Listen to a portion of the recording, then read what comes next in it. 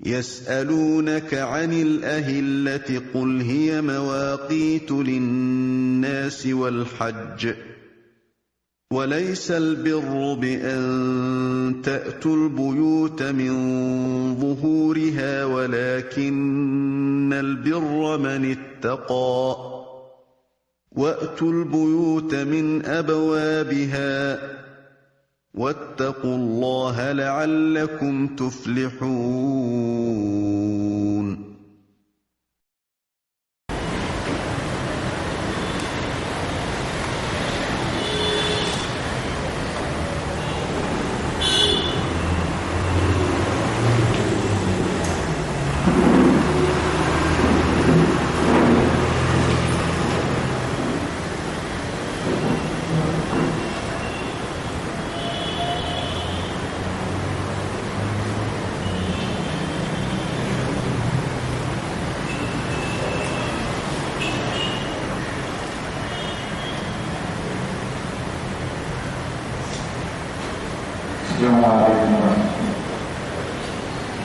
Alhamdulillah wassalatu wassalamu ala rasulillah wa ala alihi wa sahbihi ajma'in. A'udzu billahi minasy syaithanir rajim. Bismillahirrahmanirrahim.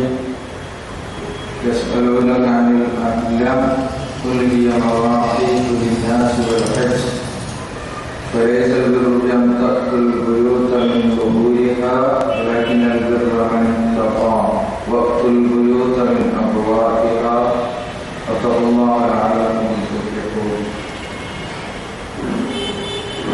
വേദിയിലിരിക്കുന്ന ബഹുമാന്യ വ്യക്തിത്വങ്ങളെ, സ്നേഹമുള്ള സഹോദരങ്ങൾ, കഴിഞ്ഞ കാലങ്ങളിൽ നമ്മുടെ ഈ കേരളീയ മുസ്ലിം സമൂഹത്തിൽ നടന്നു വന്നിട്ടുള്ള നവോത്ഥാന സംരംഭങ്ങളെ സംബന്ധിച്ചും ആ കാലഘട്ടത്തിൽ ഉയർത്തിവിട്ട സന്ദേശങ്ങളെ സംബന്ധിച്ചും ചരിത്രബോധമുള്ള എല്ലാവർക്കും അറിയാവുന്നതാണ്.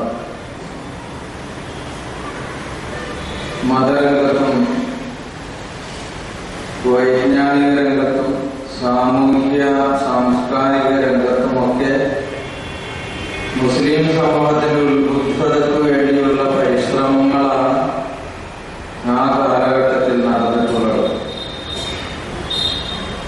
അക്കാലഘട്ടത്തിലെ പ്രവർത്തനങ്ങളിൽ അക്കാലഘട്ടത്തിൽ മുസ്ലിം ജനസാമാന്യത്തിന്റെ മുമ്പിൽ കേരളത്തിലെ നവോത്ഥാന പരിശ്രമശാലികളായ മതപണ്ഡിതന്മാർ ഉയർത്തിവിട്ട സന്ദേശങ്ങളിൽ മാസപ്പിറവിയുമായി ബന്ധപ്പെട്ട അനേകം കാര്യങ്ങളും ഉണ്ടായിരുന്നു എന്ന് നമുക്കറിയാം. 1970-കളിൽ കേരളത്തിലെ ഹിലാൽ കമ്മിറ്റി രൂപീകൃതമായി. ഒരു കമ്മിറ്റി രൂപപ്പെട്ടതോടെ അതിന് സമാന്തരമായി കേരളത്തിൽ അതുപോലെയുള്ള സംരംഭങ്ങൾ ഉണ്ടാവുകയുണ്ടായി. ആ കാലഘട്ടത്തിൽ കേരളത്തിൽ വളരെ സജീവമായ ചർച്ച തന്നെയായിരുന്നു കേരളത്തിലെ ഇസ്ലാഹി പ്രസ്ഥാനത്തിന്റെയും ഇസ്ലാഹി പ്രസ്ഥാനത്തെ പോലെ അക്കാലഘട്ടത്തിൽ ഇസ്ലാഹി പ്രസ്ഥാനത്തിന്റെ സഹോദര സംഘടനയായി നമുക്ക് പരിചയപ്പെടുത്താവുന്ന ജമാഅത്തെ ഇസ്ലാമിയിൽപ്പെട്ട മതപണ്ഡിതന്മാരും അവരുടെ വേദികളിൽ അവരുടെ സാഹിത്യങ്ങളിലെല്ലാം ഇതുമായി ബന്ധപ്പെട്ട ചർച്ചകൾ നടത്തിയിട്ടുണ്ട് എന്ന് കേരളത്തിലെ 2000-ന് മുമ്പുള്ള, പ്രത്യേകിച്ച് 70-കളിലും 80-കളിലുമൊക്കെ ഉള്ള ലേഖനങ്ങളോ സോവനീറുകളോ അക്കാലഘട്ടത്തിൽ നടത്തിയിട്ടുള്ള സെമിനാറുകളിലെ പ്രബന്ധങ്ങളോ വായിച്ചാൽ നമുക്കറിയാൻ സാധിക്കും. ഇവ ഞാൻ പറഞ്ഞു വരുന്നത് കേരളത്തിൽ മാസപ്പിറവിയുമായി ബന്ധപ്പെട്ട ചർച്ച എന്നത് ഒരു പുതിയ ചർച്ചയല്ല. 2000-ന് ശേഷം ഉണ്ടായിട്ടുള്ള ഒരു ചർച്ചയല്ല. 90-കളിൽ സൽസബയിൽ ഉമർ മൗലവി, അദ്ദേഹം ബഹുമാന്യനായ അലി മണിഖാന്റെ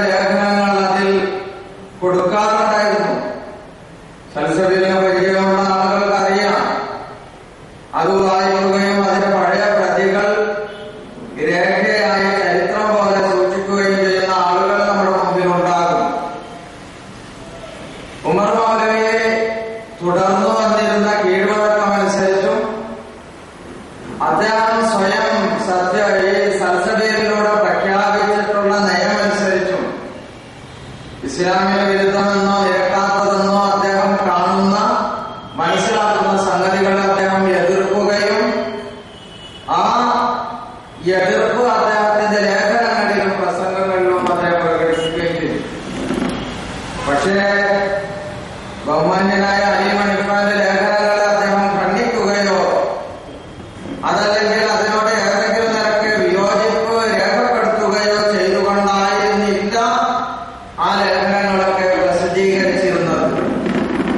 ഞാൻ സൂചിപ്പിക്കുന്നത് അന്ന് കേരളത്തിലെ നവോത്ഥാന പ്രസ്ഥാനങ്ങൾക്കിടയിൽ ഈ ശബ്ദം അഥവാ ഇന്ന് ഹിജ്റ കമ്മിറ്റി ഉയർത്തുന്ന കേരളത്തിലെ മുസ്ലിം ജനസാമാന്യത്തോട് ആവശ്യപ്പെട്ടുകൊണ്ടിരിക്കുന്ന ഇതിന്റെ പ്രധാനപ്പെട്ട സന്ദേശം അക്കാലഘട്ടത്തിൽ എതിർക്കപ്പെട്ടിരുന്ന ഒന്നായിരുന്നില്ല.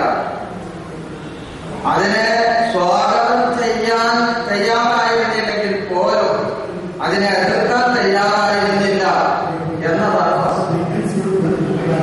എത്രയേറെ 97 വരെ ഉള്ള ലേഖനങ്ങളിൽ ഇന്ന് ജനാബ് അലി മണിഫ അതിന്റെ മുൻനിരയിൽ നിന്ന പണ്ഡിതന്മാർക്കും അവർക്ക് പിന്തുണ നൽകിയ കേരളത്തിലെ മുസ്ലിം ജനസാമാന്യത്തിനും പരിചയമുള്ള 2000-ന് ശേഷം വാസ്തവത്തിൽ നമ്മുടെ നാട്ടിൽ ചില വ്യത്യാസങ്ങൾ കണ്ടു തുടങ്ങി എന്ന് പറയാതെ നിർവാഹം. ഞാൻ ഇന്നത്തെ എന്റെ സംഭാഷണങ്ങളിൽ പറയാൻ ആഗ്രഹിക്കുന്ന എന്റെ പ്രധാനപ്പെട്ട കാര്യം അതാണ്. പണ്ട് കേരളം അംഗീകരിച്ചിരുന്ന അല്ലെങ്കിൽ കേരളത്തിലെ എന്തൊരു നവോത്ഥാന ഏതൊരു പുരോഗമന കാര്യങ്ങൾക്കും മുൻനിരയിൽ നിന്നിരുന്ന ആളുകൾ അംഗീകരിച്ചത് തന്നെയായിരുന്നു ഇന്ന് ഹിജ്റ കമ്മിറ്റി ഉയർത്തിയിട്ടുള്ള അതിന്റെ സന്ദേശം. അത് ഞാൻ നിങ്ങളുടെ മുമ്പിൽ പറയാൻ ആഗ്രഹിക്കുന്ന ഒരു പ്രധാനപ്പെട്ട കാര്യമാണ്. രണ്ടാമത് ഞാൻ പറയാൻ ആഗ്രഹിക്കുന്ന ഒരു കാര്യം, ഹിജ്റ കമ്മിറ്റിക്ക് നമുക്കറിയാം കേരളത്തിൽ കൂട്ടായ എതിർപ്പുകളാണ് ഇപ്പോൾ ഉണ്ടായിക്കൊണ്ടിരിക്കുന്നത്. ഒറ്റപ്പെട്ട ഒരു എതിർപ്പ് എന്നല്ല ഇതിനെപ്പറ്റി പറയാൻ സാധിക്കുന്നത്. കേരളത്തിൽ ഹിജ്റ കമ്മിറ്റി എന്ന കമ്മിറ്റി അല്ലാത്ത മറ്റെല്ലാ സംഘടനകളും അല്ലെങ്കിൽ സംഘടന എന്ന് പറയുന്നത് മോശമായി കരുതുന്ന പ്രസ്ഥാനം എന്ന് പറയാൻ ആഗ്രഹിക്കുന്ന ആ പ്രസ്ഥാനത്തിന്റെ ആളുകളും എല്ലാവരും കൂട്ടായി ഇതിനെ എതിർക്കുന്നുണ്ട്. ഈ എതിർപ്പ് ചില അവസരങ്ങളിൽ അവരുടെ കാഴ്ചപ്പാടിലും നിലപാടിലും മാറ്റം വന്നതായിട്ട് നമുക്ക് കാണാൻ സാധിക്കും. അത് ഞാൻ പറയാൻ ആഗ്രഹിക്കുന്ന ഒരു പ്രധാനപ്പെട്ട കാര്യം. അവരെന്താണോ അവതരിപ്പിക്കുന്ന കാഴ്ചപ്പാട്, ആ കാഴ്ചപ്പാടിൽ സ്ഥിരമായി സ്റ്റഡിയായി നിൽക്കാൻ അവർ തയ്യാറല്ല. അതിന്റെ വിപരീതമായ ഒരു നിലപാടാണ് പ്രായോഗിക തലത്തിൽ അവർ ചെയ്തുകൊണ്ടിരിക്കുന്നത്. ഇത് വാസ്തവത്തിൽ ഈ സന്ദർഭത്തിൽ നിങ്ങൾ അറിയിക്കാൻ ആഗ്രഹിക്കുന്ന കാര്യമാണ്. ഞാൻ ഒന്നിരണ്ട് ഉദാഹരണങ്ങളിലൂടെ നിങ്ങളുടെ മുമ്പിലേക്ക് വരാം. കേരളത്തിൽ ഹിജ്റ കമ്മിറ്റിയെ എതിർത്തുകൊണ്ട് വിവിധ സംഘടനകൾ പുസ്തകങ്ങൾ ഇറക്കിയിട്ടുണ്ട്. നമുക്കറിയാം, ന്യൂമോണും ആസഫ്രബിയും എന്ന പുസ്തകം യുവത 2009 പ്രസിദ്ധീകരിച്ചിട്ടുള്ള പുസ്തകമാണ്. 2009 ഈ പുസ്തകം 2008 ഈ പുസ്തകത്തിന്റെ പ്രത്യേകത, ഈ പുസ്തകത്തിൽ അദ്ദേഹം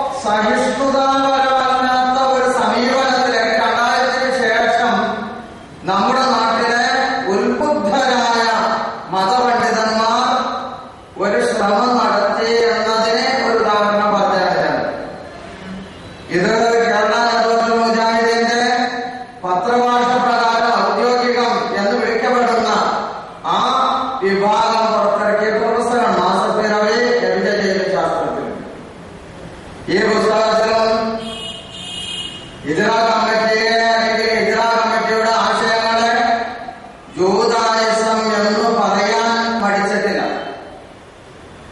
ഒരു പ്രവണത കേരളത്തിൽ നിലനിൽക്കുന്നുണ്ട്. ഈ മലയാളികൾക്ക് ദേഷ്യം വന്നാൽ ആരോടാണ് ദേഷ്യം, അവർ ജൂതൻ എന്ന് പറയുകയോ മുദ്രകുത്തുകയോ ചെയ്യുക. അതൊരു തെറ്റായ പ്രവണത. ഒരാളോട് ദേഷ്യം കയറിയാൽ പണ്ട് വഹാബിയായിരുന്നു എന്നൊക്കെ പറയുന്നത് പോലെയുള്ള ഒരു വാക്ക് അല്ലെങ്കിൽ അതിനേക്കാൾ കടുത്ത വാക്ക് ജൂതൻ. ആ ശാസ്ത്രജ്ഞാനും ഒരു ജൂതൻ ഉണ്ടെന്ന് വിചാരിക്കാം. എന്താ അവർക്കൊക്കെ പറ്റിയത്? എന്നോടൊക്കെ ഉള്ള അല്ലെങ്കിൽ എന്റെ സമുദായത്തോടൊക്കെ ഉള്ള യുവന്മാരുടെ ആയുഷം എത്ര എന്ന് അയാൾ ചിന്തിച്ചു പോകും. അങ്ങനെ ഏതെങ്കിലും ഒരു സമുദായത്തെ പാടടച്ച് വിശുദ്ധ ഖുർആൻ വെടിവെച്ചിട്ടില്ല. മുഹമ്മദ് നബി സല്ലല്ലാഹു അലൈഹി വസല്ലം അങ്ങനെ ഒരു പദവോക്ക് വിമർശനം നടത്തിയിട്ടില്ല. ജൂതനെ വിമർശിച്ചിട്ടുണ്ടെങ്കിൽ ആ വിമർശിച്ചതിനൊരു അടിസ്ഥാനം ഉണ്ടാകും, ആ വിമർശിച്ചതിനൊരു വിഷയവും ഉണ്ടാകും. ജൂതൻ തൊടുന്നതെല്ലാം അത് വെറുക്കപ്പെട്ടതും ശപിക്കപ്പെട്ടതും തിരസ്കരിക്കപ്പെടേണ്ടതും എന്ന ഒരു നയം അത് വിശുദ്ധ ഖുർആൻ പ്രഖ്യാപിച്ചിട്ടില്ല. അതേപോലെ തന്നെ മുഹമ്മദ് നബി സല്ലല്ലാഹു അലൈഹി വസല്ലം പ്രഖ്യാപിച്ചിട്ടില്ല. ഇതെല്ലാവർക്കും അറിയാം. ലൈസു സവാഅ മിൻ അഹ്ലിൽ കിതാബി ഉമ്മത്തുൻ ഖായിമത്തുൻ യത്ലൂന ആയാത്തില്ലാഹി. വിശുദ്ധ ഖുർആനിലെ ഒരു ആയത്താണ്. അവരെല്ലാവരും തുല്യരല്ല. ആ വേദക്കാരെ, ജൂതന്മാരെ, ക്രിസ്ത്യാനികളെ എല്ലാവരെയും അധികാരികൾ, എല്ലാവരെയും നന്ദി കെട്ടവർ, എല്ലാവരെയും മുശ്രിക്കുകൾ, എല്ലാവരും കാഫിറുകൾ എന്ന രീതി നിങ്ങൾ സ്വീകരിക്കേണ്ടതില്ല. മിൻ അഹ്ലിൽ കിതാബി ഉമ്മത്തുൻ ഖായിമത്തുൻ. സത്യം, ആ സത്യം മുറുകെ പിടിച്ച് അതിൽ നിലകൊള്ളുന്ന ആളുകൾ ഈ വേദക്കാരിലുണ്ട്. യത്ലൂന ആയാത്തില്ലാഹി, അല്ലാഹുവിന്റെ വചനങ്ങൾ അവർ പാരായണം ചെയ്തുകൊണ്ടിരിക്കുന്നു. ആനാഅൽ-ലൈലി വഹും യസ്ജുദൂൻ. രാത്രികാലങ്ങളിൽ അവർ സർവശക്തനായ അല്ലാഹുവിന്റെ മുമ്പിൽ സുജൂദ് ചെയ്തുകൊണ്ടിരിക്കുന്നു. ഇതൊക്കെ വിശുദ്ധ ഖുർആൻ പറഞ്ഞതാണ്. വേറൊരു സ്ഥലത്ത് വിശുദ്ധ ഖുർആൻ പറഞ്ഞ തജ്ദന്നഹും അശദ്ദന്നാസി അദാവത്തൻ ലില്ലദീന ആമനു. സത്യവിശ്വാസികളോട് ജനങ്ങളിൽ വെച്ച് ഏറ്റവും ശത്രുത പുലർത്തുന്നവരായ ജൂതന്മാരെ നിനക്ക് കാണാം. പക്ഷെ പറഞ്ഞ് അങ്ങനെ പറഞ്ഞ് അവസാനിപ്പിക്കാനുള്ള വിശുദ്ധ ഖുർആൻ പറഞ്ഞത്. തൊട്ടുപാകെ പറഞ്ഞു വേദക്കാരിൽ ക്രിസ്ത്യാനികളെ, ഞങ്ങൾ ക്രിസ്ത്യാനികളാകുന്നു എന്ന് പ്രഖ്യാപിച്ച ആളുകളെ മുസ്ലിങ്ങളോട് സ്നേഹബന്ധത്തിൽ ഏറ്റവും അടുത്തവരായിട്ടും നിനക്ക് കാണാം. ഇത് രണ്ടു പറഞ്ഞിട്ട് വിശുദ്ധ ഖുർആൻ ഏറ്റവും ഒടുവിൽ പറഞ്ഞതാണ് ആ ആയത്ത് അവസാനിപ്പിക്കുന്ന വിശുദ്ധ ഖുർആൻ പറയുന്നത് ദാലിക ബിഅന്ന മിൻഹും ഖിസ്സീൻ. അവരിൽ മതഭക്തരായ പടച്ചതമ്പുരാനെ പേടിയുള്ള കിബിറില്ലാത്ത പുരോഹിതന്മാർ അവരിലുണ്ട് എന്നതാണ്. അപ്പൊ അള്ളാഹ്ക്ക് ക്രിസ്ത്യാനിയെ നല്ലവരെ അംഗീകരിക്കാൻ വിഷമമില്ല. ജൂതന്മാരിലെ നല്ലവരെ അംഗീകരിക്കാൻ അള്ളാഹ്ക്ക് കിബിറില്ല. അവന്റെ അടിമകളെ അള്ളാഹു ഈ കാര്യം വിശുദ്ധ ഖുർആനിലൂടെ അറിയിച്ചു.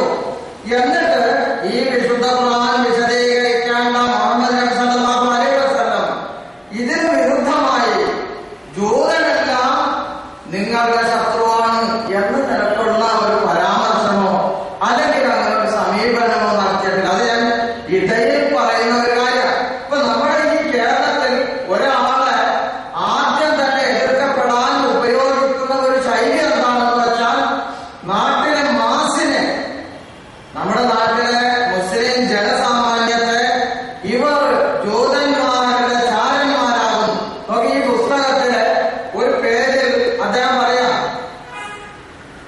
ജൂതന്മാരുടെ കയ്യിൽ നിന്ന് ഏതെങ്കിലും നിലക്കുള്ള പാരിതോഷികങ്ങൾ ഇദ്ദേഹം വാങ്ങുന്നുണ്ടോ എന്ന് സംശയിക്കേണ്ടിയിരിക്കുന്നു.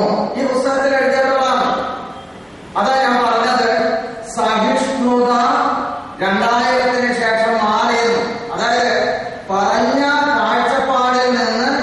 കാഴ്ചപ്പാടിൽ നിന്നും നിലപാടിൽ നിന്നുമുള്ള മാറ്റം നമുക്ക് 2000-ന് ശേഷമുള്ള കേരളത്തിലെ പുരോഗമനവാദികൾ എന്നറിയപ്പെടുന്ന ഇത് സങ്കടകരമാണ്. ഇതുപോലെയുള്ള വേദികളിൽ നമുക്കിത് പറയാതെ നിർവാഹം. ആ ചുവടുമാറ്റത്തിന് ഞാൻ പറഞ്ഞ ഉദാഹരണം 90കളിൽ വന്നിരുന്ന സൽസഭയിൽ ഈ എതിർപ്പ് നമ്മൾ കണ്ടില്ല. അതേസമയത്ത് 2000-ന് ശേഷം വരുന്ന പുസ്തകങ്ങളിൽ നമ്മൾ ഇതിന്റെ എതിർപ്പ് കാണുന്നു. പലപ്പോഴും പറയാറുണ്ടല്ലോ ഈഗോ പ്രശ്നം എന്ന്. വാസ്തവത്തിൽ നമുക്ക് ചിന്തിക്കാവുന്നതാണ് എവിടെയാണ് ഈഗോ പ്രശ്നം ഉണ്ടായിട്ടുള്ളത് എന്ന് കേരളത്തിലെ സൽബുദ്ധികളായ സത്യാന്വേഷികളായ സ്വതന്ത്രമായി ചിന്തിക്കുന്ന ആളുകൾക്ക് മനസ്സിലാകും എന്ന് ഇവിടെ പറയുന്നുണ്ട്. ആ കൂട്ടത്തിൽ അതേപോലെ നമ്മൾ മനസ്സിലാക്കേണ്ട വേറെ 1-2 കാര്യങ്ങൾ.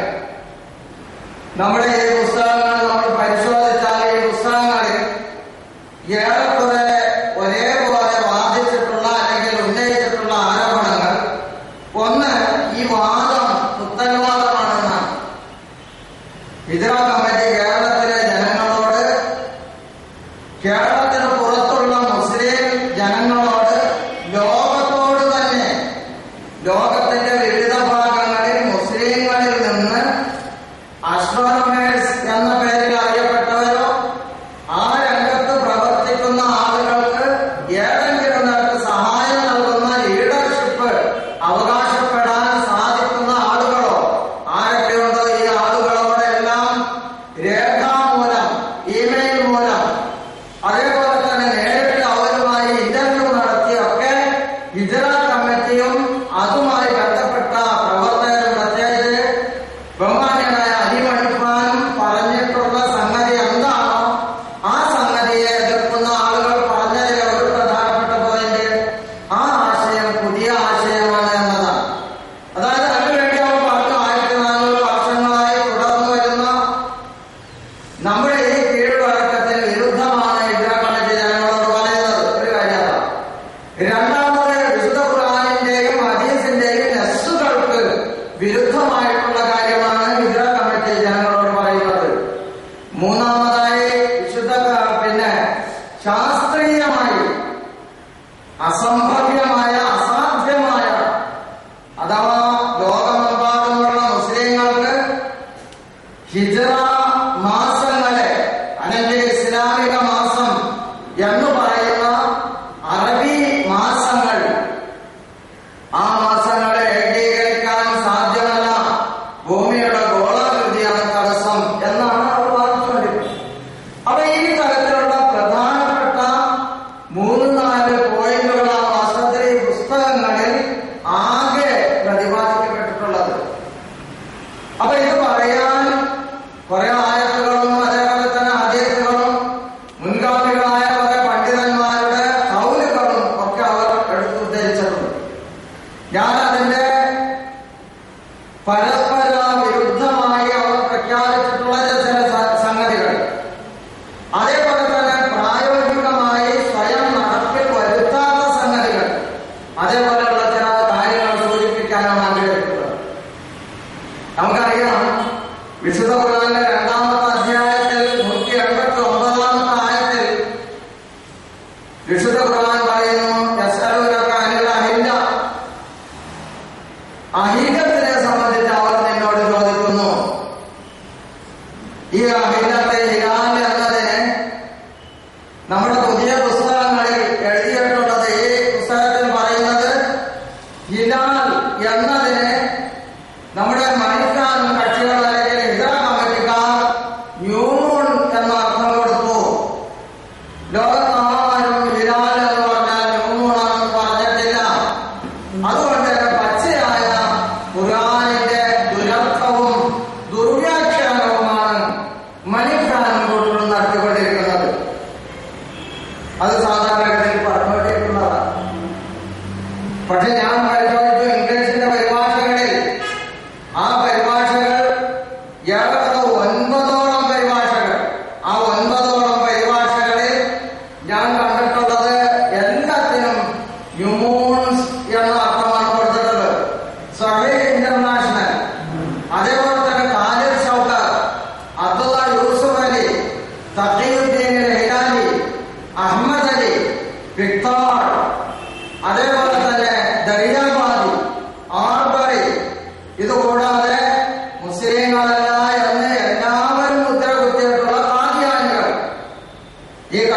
എല്ലാം ഹിലാൽ എന്നതിനെ ന്യൂമോൺസ് എന്ന് അർത്ഥപ്പെടുത്തിയിരിക്കുകയാണ്. അഥവാ അഹില എന്നതിന്റെ അർത്ഥമായി ന്യൂമോൺസ് എന്ന് കൊടുത്തിരിക്കുന്നു.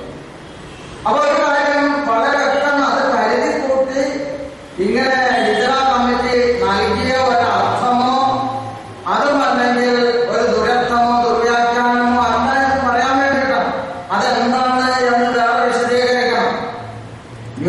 ഹിലാൽ എന്നതിന് അറബി ഭാഷയുടെ നിഘണ്ടുക്കളിൽ പ്രസന്റ് എന്നാണ് അർത്ഥം. ഒന്നാമത്തേതിനും രണ്ടാമത്തേതിനും മൂന്നാമത്തേതിനും അങ്ങനെ പോയി മാസത്തിലെ ആദ്യത്തെ 7 ദിവസങ്ങളിലെ പ്രസന്റുകളെ ഹിലാൽ എന്ന പേരിലാണ് അറിയപ്പെടുന്നത്. അത് അറബി ഭാഷയിലെ ആധികാരിക നിഘണ്ടുക്കളിലുണ്ട്. അത് മറന്നിട്ടല്ലേ പറയുന്നത്. ഞാൻ പറയുന്നത് ന്യൂമൂൺ എന്ന ഒരർത്ഥകൽപ്പന നടത്തിയെന്നും ആ അർത്ഥകൽപ്പന അത് ദുരർത്ഥമാണെന്നും ദുർവ്യാഖ്യാനമാണെന്നും ഉള്ള ഒരു കാഴ്ചപ്പാടുണ്ടല്ലോ, അത് തന്നെ വാസ്തവ വിരുദ്ധമാണെന്ന് പറയാനാണ് ഞാൻ ഇത്രയും ഉദാഹരണങ്ങൾ. ഈ 8-9 തഫ്സീറുകൾ വാസ്തവത്തിൽ ആ തഫ്സീറുകളും കേരളത്തിലെ ഹിജ്റ കമ്മിറ്റി തമ്മിൽ ഒരു ബന്ധമില്ല, എല്ലാവർക്കും അറിയാം. അപ്പൊ ഈ വാക്കിന് അങ്ങനെ അർത്ഥമില്ലാത്തത് ഉണ്ടായതുകൊണ്ടാണല്ലോ അത് കൊടുക്കാൻ സാധിച്ചത്. പക്ഷെ അവർ ഏത് അർത്ഥകൽപ്പനയാണ്, ആശയമാണ് അതിന് നൽകിയത് എന്നത് നമ്മൾ വേറെ ചിന്തിക്കേണ്ടതാണ്. അത് ഇൻഷാ അല്ലാഹ് ഞാൻ പിന്നീട് പറഞ്ഞുതരാം. അപ്പൊ ഞാൻ സൂചിപ്പിക്കുന്നത് ഇവിടെ അഹില്ലത്ത് എന്നതിന് മൗദൂദി സാഹിബ് കൊടുത്ത അർത്ഥം ഫേസസ് ഓഫ് ദി മൂൺ എന്നാണ്. ചന്ദ്രന്റെ വൃദ്ധിക്ഷയങ്ങൾ എന്നാണ്. ചന്ദ്രന്റെ വൃദ്ധിക്ഷയങ്ങൾ എന്ന അർത്ഥം നൽകിയിട്ടുള്ളത് കേരളത്തിൽ ഇങ്ങനെ മലയാളത്തിൽ പരിഭാഷ, അതേപോലെ തന്നെ മൗദൂദി സാഹിബിന്റെ ഇംഗ്ലീഷ് പരിഭാഷയിലുണ്ട്.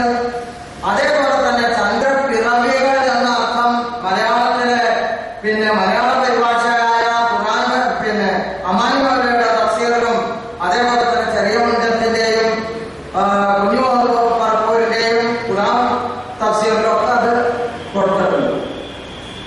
ഇതിന്റെ പുറമെ ഷബാബിൽ ഖുർആനെ കണ്ടെത്തൽ എന്ന പേരിൽ നമ്മുടെ ചെറിയ മുണ്ട അബ്ദുൽ ഹമീദ് മദനി ലേഖനങ്ങൾ എഴുതിയിട്ടുണ്ട്. ആ ലേഖനങ്ങളിൽ അദ്ദേഹം വിശുദ്ധ ഖുർആനിന്റെ ഫാത്തിഹ മുതൽ വിശുദ്ധ ഖുർആൻ ഇങ്ങനെ വിവർത്തനം ചെയ്തു വരിക, എന്നിട്ട് അതിന് അദ്ദേഹം വിശദീകരിക്കുകയും ചെയ്തിട്ടുണ്ട്. ആ വിശദീകരണത്തിൽ അദ്ദേഹം യസ്അലുനക അനിൽ അഹില്ല എടുത്തിട്ടുണ്ട്. അതിൽ അദ്ദേഹം 2 അർത്ഥം പറഞ്ഞിട്ടുണ്ട്. 2 അർത്ഥവും മുൻഗാമികളായ മുഫസ്സിറുകൾ നൽകിയിട്ടുള്ളതും 2 അർത്ഥവും സന്ദർഭവുമായി യോജിക്കുന്നതുമാണെന്നാണ് അദ്ദേഹം എഴുതിയിട്ടുള്ളത് എന്ന കാര്യം ഞാൻ സൂചിപ്പിക്കാം. അതിൽ വൃദ്ധിക്ഷയങ്ങൾ എന്ന അർത്ഥം പറയാം. കാരണം അതിന്റെ തഫ്സീറുകളിൽ ഇബ്നു ജരീർ ത്വബരി അതേപോലെയുള്ള തഫ്സീറുകളിൽ അത് വിശദീകരിച്ചിട്ടുണ്ടെന്നാണ് പറയുന്നത്. അതായത് ഒരു സഹാബി മുആദ് റളിയല്ലാഹു അൻഹു റസൂൽ സല്ലല്ലാഹു അലൈഹി വസല്ലമയുടെ അടുക്കൽ വന്ന് ചോദിച്ചു, അല്ലാഹുവിന്റെ റസൂലേ, ഈ ചന്ദ്രന്റെ സ്ഥിതി എന്താണ്? അതിന്റെ പ്രത്യക്ഷത്തിൽ വളരെ നേരിയതായി അത് കാണപ്പെടുകയും പിന്നീട് വലുതായി വലുതായി വലുതായി വന്ന് പിന്നീട് പൂർണ്ണവട്ടത്തിലായി പിന്നീട് ഏറ്റവും ഒടുവിൽ ചെറുതായി ചെറുതായി തീരെ കാണാതെ വരികയും പിന്നീട് പ്രത്യക്ഷപ്പെടുകയും ചെയ്യുന്നുണ്ടല്ലോ എന്ന ഒരു സംശയം ചോദിച്ചപ്പോൾ ആ സംശയത്തിന് മറുപടിയായിട്ടാണ് ഈ ആയത്ത് അവതരിച്ചത് എന്ന് തഫ്സീറുകളിൽ നമുക്ക് കാണാൻ സാധിക്കും. എന്നാൽ ഈ തഫ്സീറുകളിൽ ഈ പറയുന്ന റിപ്പോർട്ടുകളിൽ സനദ് ദുർബലമാണെന്നൊരു ആക്ഷേപം സാധാരണഗതിയിൽ പറയാം. പക്ഷേ ആ തഫ്സീറുകളിലെ ഓരോ വിശദീകരണങ്ങൾ എടുത്തു പരിശോധിച്ചാൽ നമുക്ക് മനസ്സിലാക്കാവുന്ന ഒരു സംഗതി നമ്മുടെ ചെറിയ അബ്ദുൽ ഹമീദ് മദനി വിശദീകരിച്ചിട്ടുണ്ട്. ഞാൻ ആ ഭാഗം ഒന്ന് വായിച്ചു കേൾപ്പിക്കാം.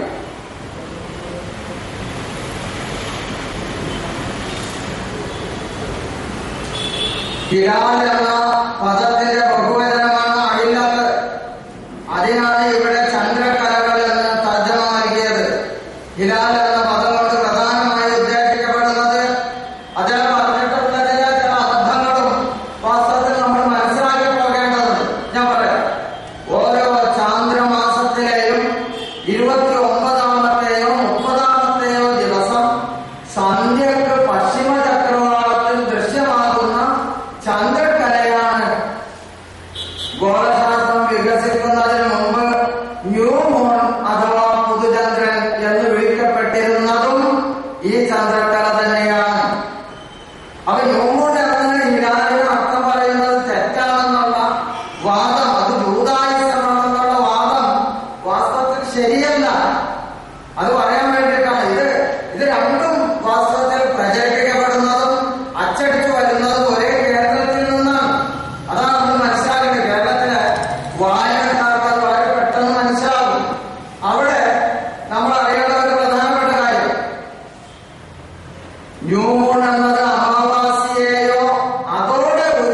ചെയ്യുന്ന പുതുമാസ ചന്ദ്രനെയോ കുറിക്കാൻ വേണ്ടി പ്രയോഗിക്കപ്പെട്ടു. കണ്ടോ, അമാവാസിയെയോ അമാവാസിക്ക് ശേഷം ഉരുത്തിരിയുന്ന ആ പുതിയ ചന്ദ്രനെ ഈ വേട് തന്നെയാണ് രണ്ടിനും ഉപയോഗിച്ചുകൊണ്ടിരിക്കുന്നത്. പ്രസന്റ് എന്നുള്ള വാക്ക് ഉപയോഗിക്കുന്നുണ്ട്. അപ്പൊ അദ്ദേഹം ഇതിലെ ഭാഷാപരമായിട്ടുള്ള കാര്യം പറഞ്ഞതിന് ശേഷം പിന്നീട് അതിൽ വിശദീകരിക്കുന്നത്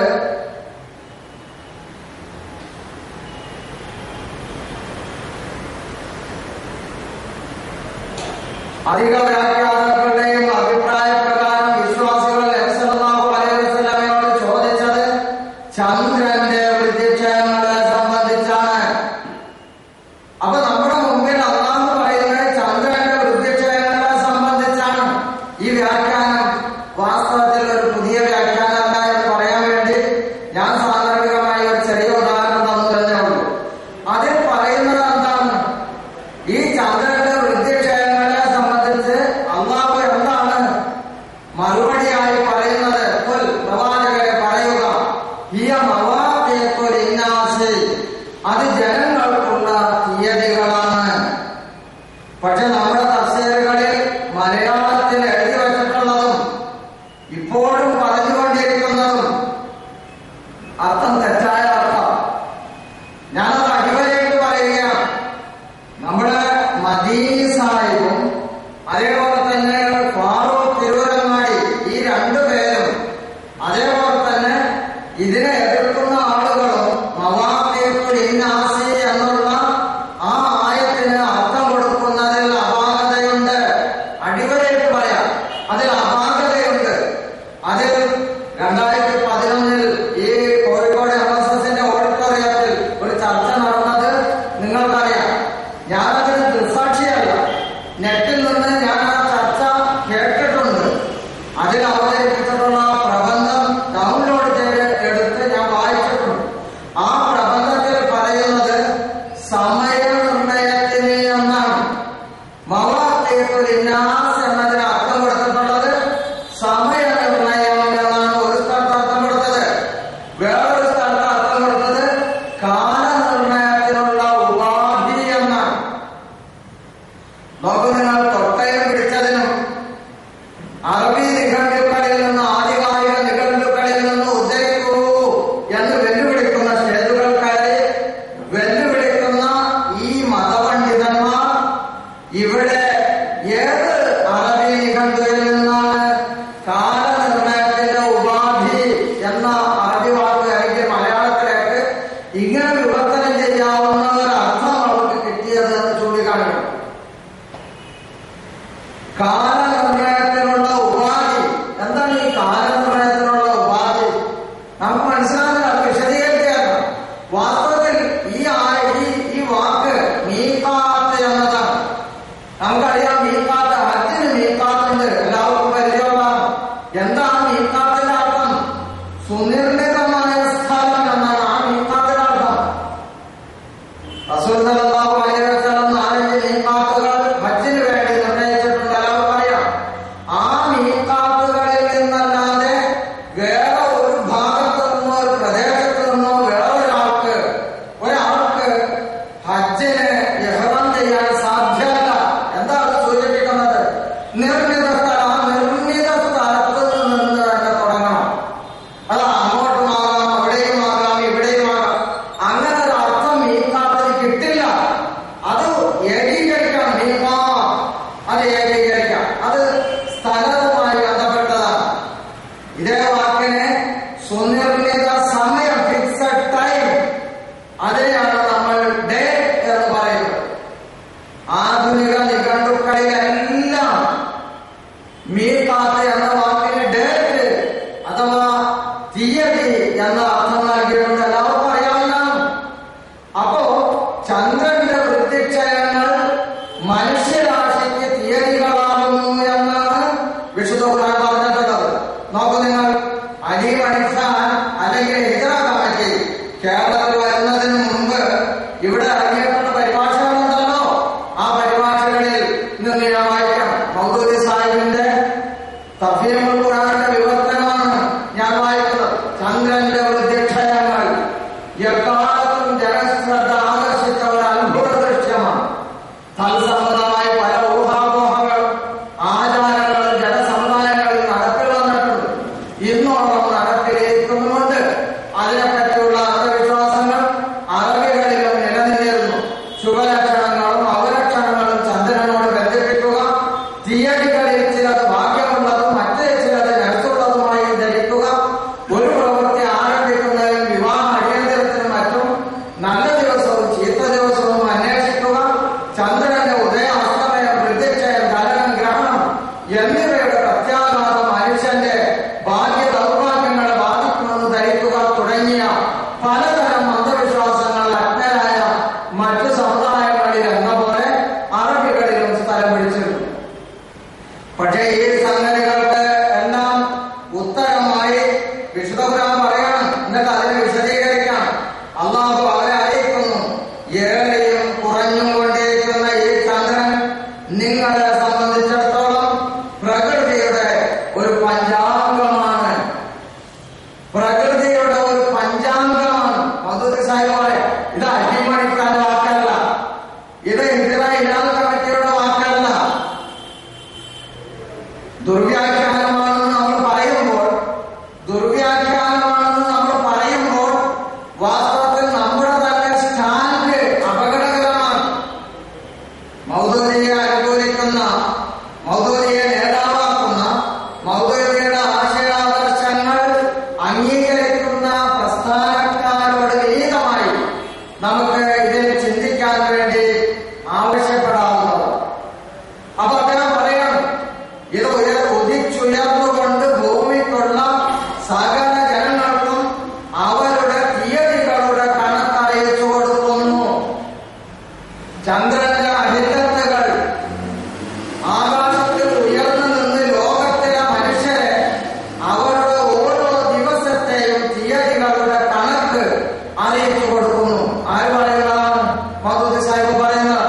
അപ്പൊ ഞാൻ സൂചിപ്പിച്ചു വരുന്നത്, ഇതൊക്കെ നമ്മുടെ നാട്ടിൽ ഒരു ദുർവ്യാഖ്യാനമാണ് എന്ന നിലയിൽ ഇവിടെ പ്രചരിപ്പിക്കപ്പെടുന്നു. അതിലുള്ള വസ്തുത നമ്മൾ പരിശോധിക്കണം. ഇനി നമ്മൾ അറിയേണ്ട ഒരു പ്രധാനപ്പെട്ട കാര്യം, ഇതില് വിശുദ്ധ ഖുർആൻ പറയുന്നത് മീഖാത്താണെന്നാണല്ലോ.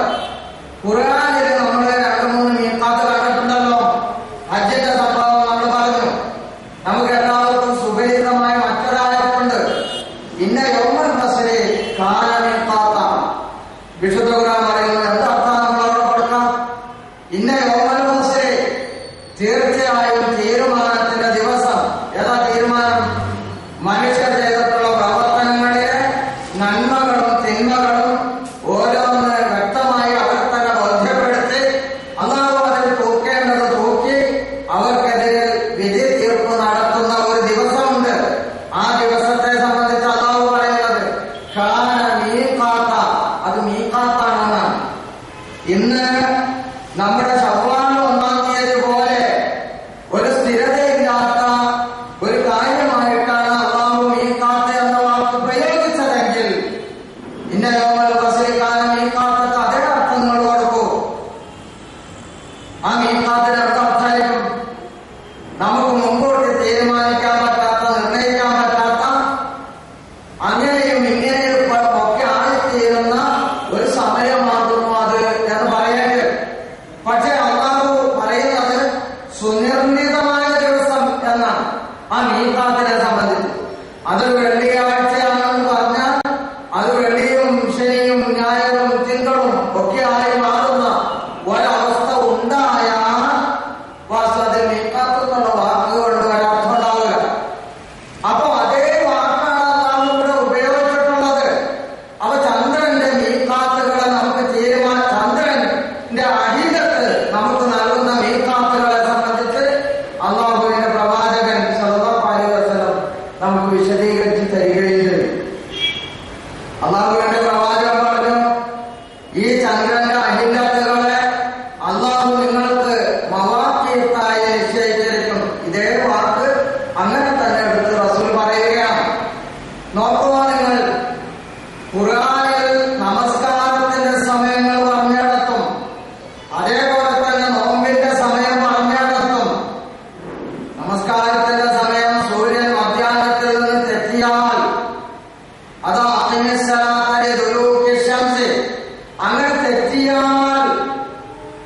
അങ്ങനെ വിശുദ്ധ ഖുർആനിൽ നമുക്ക് കാണാം.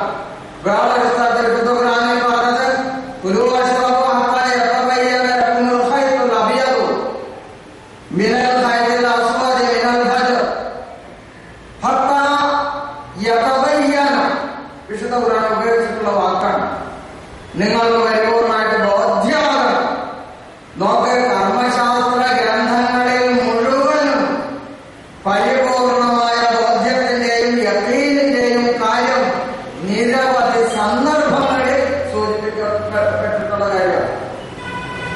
എത്ര വരെ ഹിലാലിന്റെ വിഷയത്തിൽ ഇമാം ശാഫിയുടേതായി നിരവധി സ്ഥലങ്ങളിൽ കയറി കിടക്കുന്ന ഒരു വാക്കുണ്ട്. അന്നൽ ഹിലാല കാന എന്ന അന്നൽ ഹിലാല കാന രണ്ട് തരത്തിൽ വ്യാഖ്യാനിക്കാൻ പറ്റുള്ളൂ. ഹിലാൽ രൂപീകൃതമായി എന്ന് പൂർണ്ണ ബോധ്യം വരിക എന്നാണ്. നോക്കൂ നിങ്ങൾ, നമ്മുടെ ഈ ഹമീദ് മദനി ആ റുഖിയത്തും അതുമായി ബന്ധപ്പെട്ട ചർച്ചയിൽ നടത്തുമ്പോ അതിന്റെ ഒന്നാമത്തെ പേരിൽ പറഞ്ഞത് കേട്ടോ, ഇസ്ലാമിക ശരീഅത്തിൽ. ഇതിന്റെ ഒന്നാമത്തെ പേരാണ്. ചർച്ച ആരംഭിക്കുന്ന ഒന്നാം പേരാണ്. ഇസ്ലാമിക ശരീഅത്തിൽ മാസമാറ്റത്തിന്റെ മാനദണ്ഡം മാസപ്പിറവി കാണലാണ്. അപ്പൊ അദ്ദേഹം ഏതാണ്ട് മാസപ്പിറവി കാണുക, അത് കണ്ടേ മതിയാകും എന്ന സ്റ്റാൻഡാണ് അദ്ദേഹത്തിനുള്ളത് എന്നാണ് ഇത് വായിക്കുന്ന ഒരാൾക്ക് മനസ്സിലാവാം. ഈ കേട്ട 29-ന് പിറവി കണ്ടിട്ടില്ലെങ്കിൽ 30 പൂർത്തിയാക്കണമെന്ന് എല്ലാവരും അംഗീകരിക്കും. അദ്ദേഹത്തിന്റെ അവകാശവാദമുണ്ടോ? എല്ലാവരും അംഗീകരിക്കണില്ല. പക്ഷെ അദ്ദേഹത്തിന്റെ അവകാശവാദം. എന്നിട്ട് അദ്ദേഹം പറയുന്നു, അല്ലാഹു ചന്ദ്രക്കലയെ ജനങ്ങൾക്ക് കാലനിർണയത്തിനായി നിശ്ചയിച്ചിരിക്കുന്നു. അതിനാൽ ആ ചന്ദ്രക്കല കണ്ടാൽ നിങ്ങൾ നോമ്പെടുക്കുക, അത് കണ്ടാൽ മുറിക്കുകയും ചെയ്യുക. മേഘാവൃതമായാൽ 30 ദിവസം എണ്ണുക. ഇങ്ങനെ ഉണ്ടോ എന്നത് വേറെ ചർച്ചയാണ്. മേഘാവൃതമായാൽ എന്നതിന് വേണ്ടി അദ്ദേഹം ഉപയോഗിച്ചിട്ടുള്ള വാക്ക് എന്നതാണ്. ആ വാക്കിന് അങ്ങനെ ഒരു അർത്ഥമില്ല. പക്ഷേ അങ്ങനെ വ്യാഖ്യാനങ്ങൾ നൽകപ്പെട്ടിട്ടുണ്ട്. അത് കാണാത്തവരോടല്ല പറയുന്നത്. വ്യാഖ്യാനങ്ങൾ അങ്ങനെ നൽകപ്പെട്ടിട്ടുണ്ട്. നൽകിയ ആളുകൾ കുറച്ച് കൂടുതലുണ്ട്. അത് നമ്മൾ അംഗീകരിക്കാൻ കിട്ടുന്നില്ല. ഇവിടുത്തെ പ്രശ്നം എന്താ?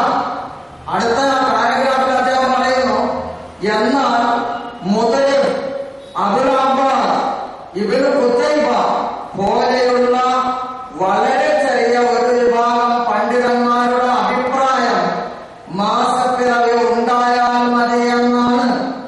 ഒന്നുകൂടി വ്യക്തമായി പറഞ്ഞാൽ, മാസം 29-ന് സൂര്യൻ അസ്തമിച്ച ശേഷം ചക്രവാളത്തിൽ ചന്ദ്രൻ ഉണ്ടെങ്കിൽ അന്ന് പിറവി യഥാർത്ഥത്തിൽ ഉണ്ടായിട്ടുണ്ട്. പക്ഷെ കാർമേഘം, പുകപടലങ്ങൾ മുതലായ കാരണങ്ങൾ കൊണ്ട് മാസപ്പിറവി കാണാൻ കഴിഞ്ഞിട്ടില്ലെങ്കിലും അന്ന് പിറവി ഉണ്ട് എന്ന് ഖണ്ഡിതമായ ഗോളശാസ്ത്രത്തിന്റെ കണക്കിന്റെ അടിസ്ഥാനത്തിൽ നമുക്ക് മനസ്സിലാക്കാൻ കഴിഞ്ഞാൽ അന്ന് ശരവഴിയായി മാസപ്പിറവി സംഭവിച്ചത് കൊണ്ട് ആ രാത്രി മുതൽ തന്നെ പുതിയ മാസം പിറന്നതായി കണക്കാക്കി നോമ്പും പെരുന്നാളും ആചരിക്കാവുന്നതാണ്.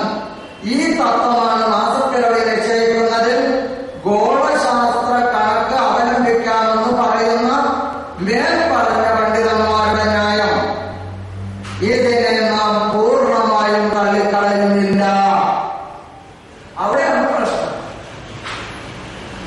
അദ്ദേഹം ആദ്യം എന്താ പറഞ്ഞത്? കാണലാണ് ഇസ്ലാമിക ശരീഅത്തിൽ മാസമാറ്റത്തിന്റെ മാനദണ്ഡം മാസപ്പിറവി കാണലാണ്. ഒരാൾക്ക് ഈ രണ്ട് നിലപാടുകൾ സ്വീകരിക്കാൻ സാധിക്കും. താഴെ പറയുന്നത് കാണണ്ട എന്നാണ്. ആ കാണണ്ട എന്ന ആ നിലപാട് പറയുന്ന ആളുകൾ നേരത്തെ തന്നെ ഉണ്ട് എന്നാണ് അദ്ദേഹം പറയുന്നത്. എന്നിട്ടാണ് അദ്ദേഹം വേറെ പേരുകളിൽ പറയുന്നത്, കഴിഞ്ഞ 1400 കൊല്ലമായി ഒരൊറ്റ മനുഷ്യരും മുസ്ലിം ലോകത്ത് ആരും എന്നൊക്കെ പറഞ്ഞ് അദ്ദേഹം പിൻവലിക്കുന്നത്. ആരും മുൻഗാമികൾ ആരും പറഞ്ഞിട്ടില്ലാത്ത ഇപ്പറഞ്ഞ ആളുകളുടെ പേരെന്താണ്? കിബാറുത്താബിഈൻ എന്നാണ്. ഇതിന്റെ അറബി മൂലം നമ്മൾ നെറ്റിന് അടിച്ചു കൊടുത്താൽ ബ്രാക്കറ്റിൽ കിബാറു താബിഈൻ എന്നാണ് എഴുതിയിട്ടുള്ളത്. ആര്? മുതലിം, അബുൽ അബ്ബാസ്, ഇബ്നു ഖുതൈബ പോലെയുള്ള ഈ ആളുകളെ പറ്റി കിബാറു താബിഈൻ എന്നാണ്. ആ കിബാറു താബിഈൻ നൂറ്റാണ്ടിലാണെന്ന് അറിയോ സുഹൃത്തുക്കളെ? അതായത് മുഹമ്മദ് നബി സല്ലല്ലാഹു അലൈഹി വസല്ലം മരിച്ചതിന് ശേഷം സഹാബിമാരുമായി ജീവിതം പങ്കിട്ട ആളുകളാണ്. നോക്കൂ നിങ്ങൾ, മുഹമ്മദ് നബി സല്ലല്ലാഹു അലൈഹി വസല്ലമയെ അവർ കണ്ടിട്ടില്ല. അതായത് ഒന്നാം നൂറ്റാണ്ട്, രണ്ടാം നൂറ്റാണ്ട്, ആ രണ്ടാം നൂറ്റാണ്ടിൽ തന്നെ ജനിച്ച മനുഷ്യന്മാരെ പറ്റിയായി പറയുന്നത്. അക്കാലഘട്ടത്തിൽ തന്നെ അങ്ങനെ ആളുകൾ വാദിച്ചിരുന്നു. മൂന്നാം നൂറ്റാണ്ടിലും അതിന്റെ താഴെയുള്ള കാലഘട്ടത്തിലും ഒക്കെ ഉള്ള ആളുകൾ അതിനെ വാദിച്ചിരുന്നു. അപ്പോ ഈ ഒരൊറ്റ പേരിൽ തന്നെ അദ്ദേഹം ബാക്കി എഴുതിയതെല്ലാം ദുർബലപ്പെട്ടു. കാരണം കാണലാണ് അള്ളാഹുവിന്റെ റസൂൽ പറഞ്ഞതെങ്കിൽ പിന്നെ ഇതിനെ നാം പൂർണ്ണമായും തള്ളിക്കളയുന്നില്ല എന്ന് ഒരാൾക്ക് എങ്ങനെ പറയാൻ സാധിക്കും? അദ്വൈതവും ബഹുദൈവത്വവും ത്രിയേകത്വവും ഏകദൈവത്വവും എല്ലാം ഒന്നാണ് എന്ന് ഒരാൾ വാദിച്ചാൽ എങ്ങനെയിരിക്കും? എല്ലാം ഒന്നാകില്ല. അതുകൊണ്ട് കാഴ്ചയും കാണേണ്ടതില്ല. മാസപ്പിറവി ഉണ്ട് എന്ന പൂർണ്ണ ബോധ്യവും അതാണ് ഇവിടെ മുസ്ലിം സൊസൈറ്റി നന്നായിട്ട് മനസ്സിലാക്കുന്നത്. പക്ഷേ ഇത് പറയുമ്പോ അദ്ദേഹത്തിന്റെ തുടർന്നുള്ള പേരുകളിലെ എല്ലാ വാദവും ദുർബലമായി തീർന്നു. അതുകൊണ്ട് ഒന്നാം പേരിൽ കീഴെടുത്താൽ മതി. അദ്ദേഹത്തിന്റെ പുസ്തകത്തിൽ ബാക്കി എല്ലാ പേരുകളെയും ഖണ്ഡിക്കാൻ ഒന്നാം പേര് മാത്രം മതി. എന്തുകൊണ്ടെന്നാൽ അദ്ദേഹം വാദിച്ചു ഖുർആനിൽ നസ്ർ പറഞ്ഞതിന് വിരുദ്ധം. ശരി, ആയിക്കോട്ടെ, നസ്ർ പറഞ്ഞതിന് വിരുദ്ധമാണല്ലോ. ആ നസ്ർ പറഞ്ഞതിന് വിരുദ്ധമായിട്ടുള്ളത് നാം പൂർണ്ണമായും തള്ളിക്കളയുന്നില്ല. ഇത് അദ്ദേഹത്തിന്റെ തലമണ്ടയെ പ്രഹരിക്കുന്ന, അദ്ദേഹം അറിയാതെ എഴുതിപ്പോയ അദ്ദേഹത്തിന്റെ വാചകമാണ്. നിങ്ങൾ ആലോചിച്ചു, മതപണ്ഡിതന്മാർ ഒരു കാര്യം എതിർക്കുമ്പോൾ ഈഗോ എവിടെയാണ് എന്നറിയാൻ നിങ്ങൾക്ക് ഈ പുസ്തകം വായിച്ചാൽ മതിയാകും. ഇത് യുവത പ്രസിദ്ധീകരിച്ച പുസ്തകം. അപ്പൊ യുവത പ്രസിദ്ധീകരിച്ച മറ്റൊരു പുസ്തകമുണ്ട് 97 ഡോക്ടർ അഹമ്മദ് കുട്ടി സാഹിബിന്റെ പുസ്തകം. അദ്ദേഹം യുവത പ്രസിദ്ധീകരിച്ചിട്ടുണ്ട്. ആ പുസ്തകത്തിൽ പറഞ്ഞിട്ടുള്ള ചില സംഗതികൾ നിങ്ങളുടെ ശ്രദ്ധയിൽപ്പെടുത്തണം. കാരണം ഇത് രണ്ടും യുവതയിൽ നിന്ന് പുറത്തിറങ്ങിയതാണ്. 2008 ആകുമ്പോഴേക്കും ഇങ്ങനൊരു മാറ്റം, ചുവടുമാറ്റം എന്തുകൊണ്ടുണ്ടായി എന്ന് നമ്മൾ അറിയണമല്ലോ. അതറിയണം. ഇത് 982 ഫറോക്കിലെ സോവനീർ, ആ സോവനീറിന്റെ ഒരു ലേഖനം, അത് principal PSMO college Tirurangadi doctor professor K Ahammed Kutty Sahib. നിങ്ങൾക്കറിയാം, ഞാനത് കൂടുതൽ പരിചയപ്പെടുത്തേണ്ടതില്ല. നവോത്ഥാന പ്രസ്ഥാനത്തിന്റെ നായകന്മാരിൽ മുൻനിരയിലുണ്ടായിരുന്ന നേതാക്കന്മാരിലും പണ്ഡിതന്മാരിലും അതേപോലെ തന്നെ ശാസ്ത്രജ്ഞാനമുള്ള പണ്ഡിതന്മാരിലും അഗ്രസരനായ ബഹുമാന്യനായ കെ അഹമ്മദ് കുട്ടി സാഹിബ് അദ്ദേഹം എഴുതുന്നത് ഹിലാലുദയം ഹെഡിങ്. എന്നിട്ട് അതിന് അദ്ദേഹം എഴുതിയേക്കുന്ന ചോട്ടിൽ ഒരു ന്യൂ മൂൺ സംഭവിക്കുന്നതോടെ പുതിയ മാസം പിറക്കുകയായി. ശരിക്കും കേട്ടോ, ഒരു ന്യൂ മൂൺ പിറക്കുന്നതോടെ പുതിയ മാസം പിറക്കുകയായി. മുജാഹിദ് പ്രസ്ഥാനം പറയുന്ന 982 മുജാഹിദ് പ്രസ്ഥാനം ഇത് എഴുതിയത്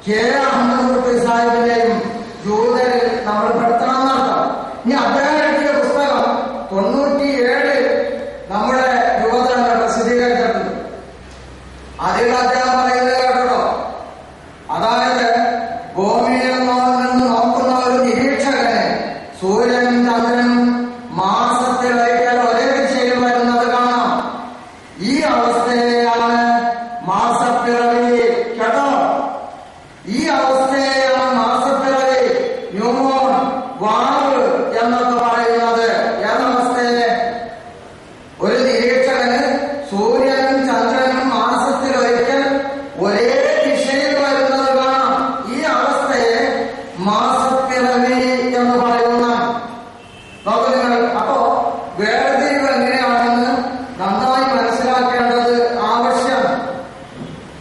ഇനി അതേപോലെ തന്നെ പഴയ കാലഘട്ടത്തിൽ ഇതേ മാസപ്പിറവിയുടെ വിഷയത്തിൽ നമ്മുടെ നാട്ടിൽ അർദ്ധരാത്രിക്ക് ശേഷം 12:52 AM മാസപ്പിറവി ഉണ്ടാകുന്നു.